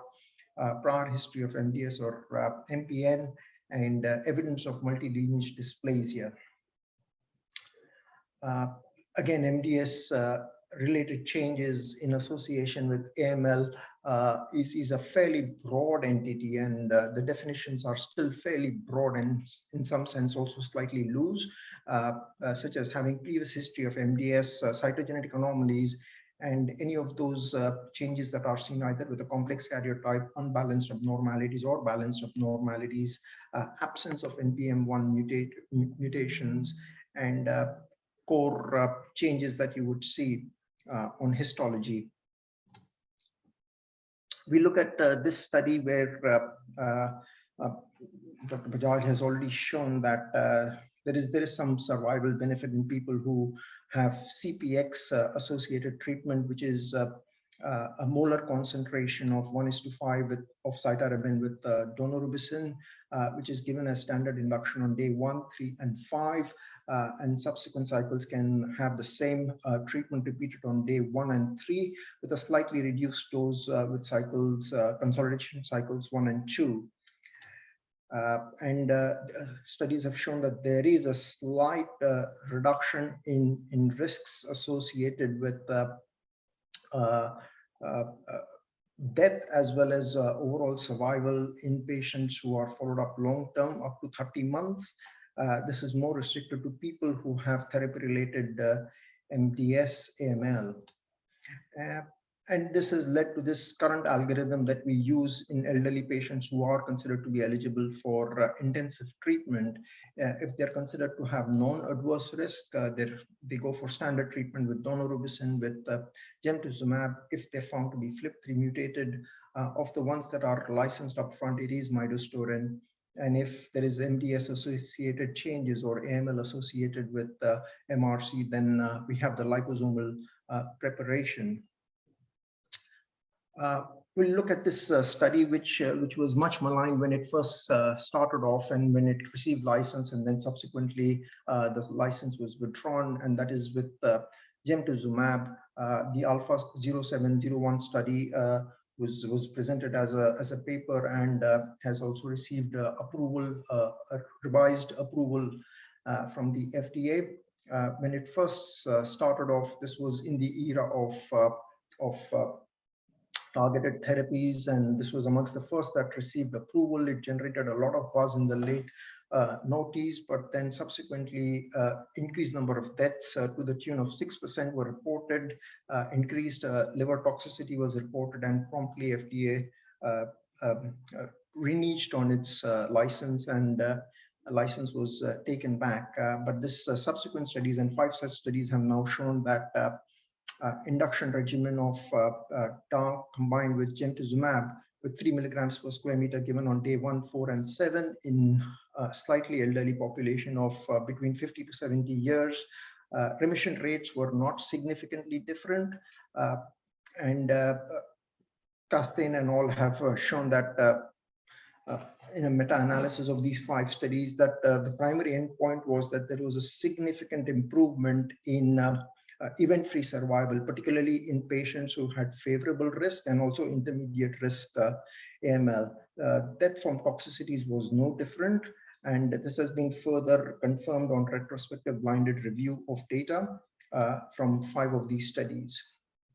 And these were a decent number of patients, 280 patients, standard dosing of gemtuzumab. This is a reduced dose of 3 milligram per square meter as compared to previous studies where it was studied at 6 milligrams and 9 milligrams. The rate of remission was no different. Incomplete platelet recovery was considered as enough to proceed with cycles number 2 and cycles number 3. And it was okay to proceed with gemtuzumab so long as platelet count of 50 was achieved with the previous cycle. Consideration for allogeneic stem cell transplant was investigator discretion, and at least 2 months of time period was considered between gemtuzumab and allogeneic stem cell transplant as the period before they were locked out. And in intention to treat analysis, both had equal number of patients. Complete remission rates were almost identical, and there was no statistical difference in terms of improvement with the gemtuzumab arm. Median survival was slightly improved in the gemtuzumab arm compared to the control arm. However, this was more pronounced when you looked at the subset and the analysis of patients who received gemtuzumab, particularly with favorable and intermediate cytogenetics. But this was not seen in people who had poor cytogenetics, and this formed the basis of how we've achieved gemtuzumab approval in patients with favorable risk, i.e. core binding factor leukemia and AML, which is not associated with MRC, as upfront treatment alongside standard induction treatment. This is an interesting study which is being carried out currently at the King's alongside some of the European centers, is to look at the use of anti-failure drugs in people who achieve anthracycline-associated cardiotoxicity. I think it's an interesting study, and we should look forward to some abstracts and papers coming out in this year. I'll just elaborate a little bit of what we know so far. The major chunk of people who develop asymptomatic cardiomyopathy is the iceberg phenomena, where most people are below the surface of water. Early abnormalities can be picked out in the form of highly sensitive troponin and several sensitive imaging techniques, including MRI scans. A smaller chunk of people will start to show some left ventricular systolic dysfunction, which can be picked up on standard 2D echoes, but they would still be asymptomatic. And a very small chunk of patients are patients who would have symptomatic heart failure. We all know that this very small proportion of patients will have out and out myocarditis upfront as an idiosyncratic reaction. Most of the toxicity that we tend to see is accumulated with doxorubicin, and certainly going past 350 milligram per square meter is when we start to build up major toxicity. And at King's and certainly at some of the European centers, including the US, we have just employed this study where we look at highly sensitive troponin as a marker to decide on further treatment, including treatment with trimetazidine, which is a very good anti-failure drug. And this is a double-blind study where you would either receive trimetazidine or a placebo based on whether you had high troponin levels after your second cycle of induction treatment. This is also followed up with transthoracic echoes and cardiac MRIs, which are done at 0 and 12 months after induction of treatment. This study in itself does not intervene when you wish to proceed with cycle 2 or 3 or 4 of your consolidation maintenance treatment in AML. We've just started recruiting into this study, and I'll perhaps reach out to you going forwards to see if we can collaborate on this. I'll present some interesting papers that have come out with regards to MRD data, and particularly with regards to NPM1. Papers from Guy's and St. Thomas's have shown that people who achieve negativity with NPM1 after either induction treatment or even after transplantation, as defined by less than 200 copies in the peripheral blood or less than 1,000 in the bone marrow, compared to people with high levels of MRD, have very significantly different overall survival as witnessed over here. It's almost to the tune of 83% if it's in the blood, 63% if it's in the bone marrow, less than 1,000 copies, and 13% if you have high levels of MRD positivity. And this has a very significant p-value. This has led us to believe that this is the kind of algorithm that we need to look into. And in just a little while, I'll just present a slightly contrasting study which puts into doubt and questions us as to whether this is completely relevant or we need to take into account other mutational genes which also have an impact, not just on induction outcomes, but also transplant outcomes. And this is where DNMT comes into picture. A lot of people have said DNMT is one of the most frequently mutated genes, particularly as a CHIP seen from the ages of 60, and a CHIP value of less than 10% is often considered to be just clonal hematopoiesis, even seen in the context of people who have AML. However, very high levels of DNMT3A correlate with a very significant proliferative component. Even in patients who have MDS is associated with marked granulocytic dysplasia and significantly worse outcomes. More so people who have more than 2 mutations in DNMT3A, this is significantly worse, which is associated with shorter event-free survival and overall survival, irrespective of what induction treatment that you undertake and irrespective of what transplant, whether you have the transplant option or not. Furthermore, what they have shown is that in contrast to the previous study, they have postulated that people who have DNMT3A mutations, even significant reductions in the NPM1 does not abrogate the improvement and improved survival outcomes that were seen. So DNMT3A, it is said that trumps NPM1 reductions when both of them concomitantly exist. Otherwise, in the context of elderly AML, studies have shown that 4 log reductions of NPM is associated with significantly better outcomes. And this is preserved to some extent even in patients who have FLT3 ITD mutations.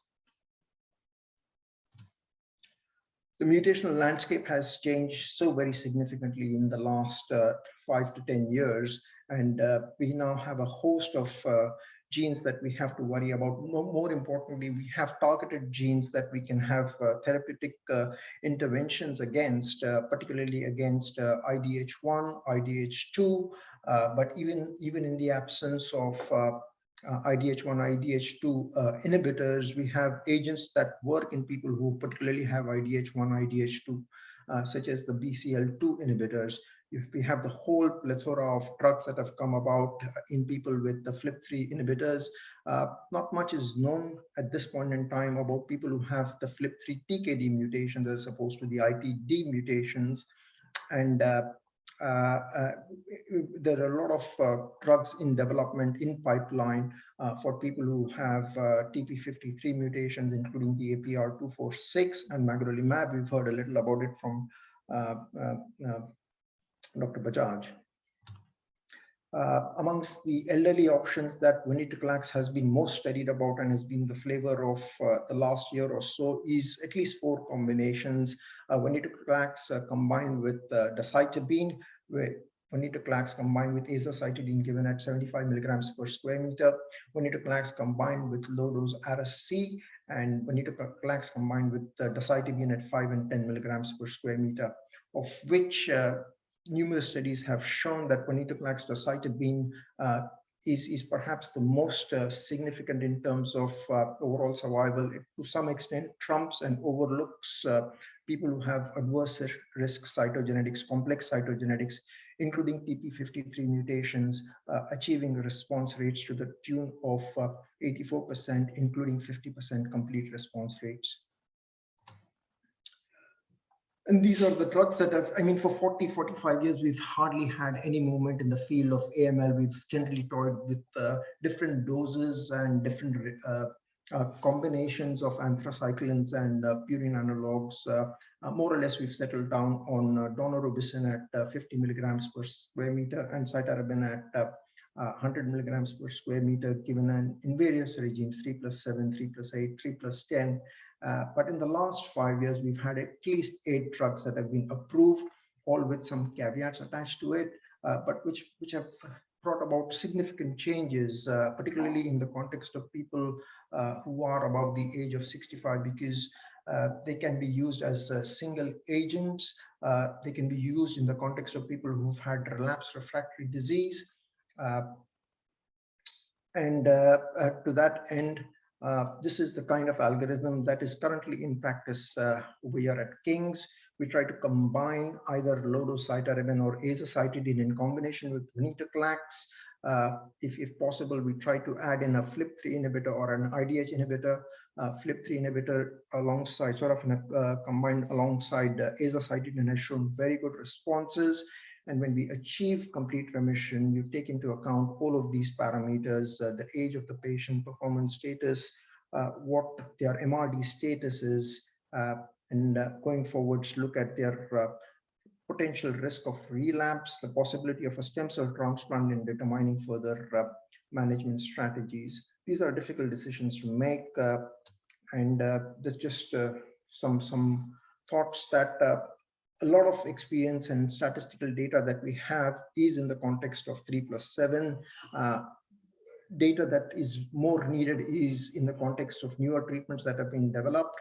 Treatment of AML in the elderly is still a challenge. It's a different disease with a very different biology and often associated with high-risk features. It's often associated with multiple mutations, often in excess of 3. Some of them could be associated with plain CHIP. We often deal with secondary and therapy-related AML in the elderly. We have to deal with lots of comorbidities which are not otherwise seen in the younger cohort. Very often hypertension, diabetes, and other organ dysfunctions limit the amount of chemotherapy drugs that we can deliver, but also that they have parallel damage, such as overt manifestations with chronic kidney disease progressing to acute renal failure.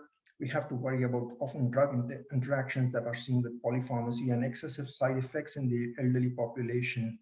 Not much has changed in terms of responses and survival in the elderly.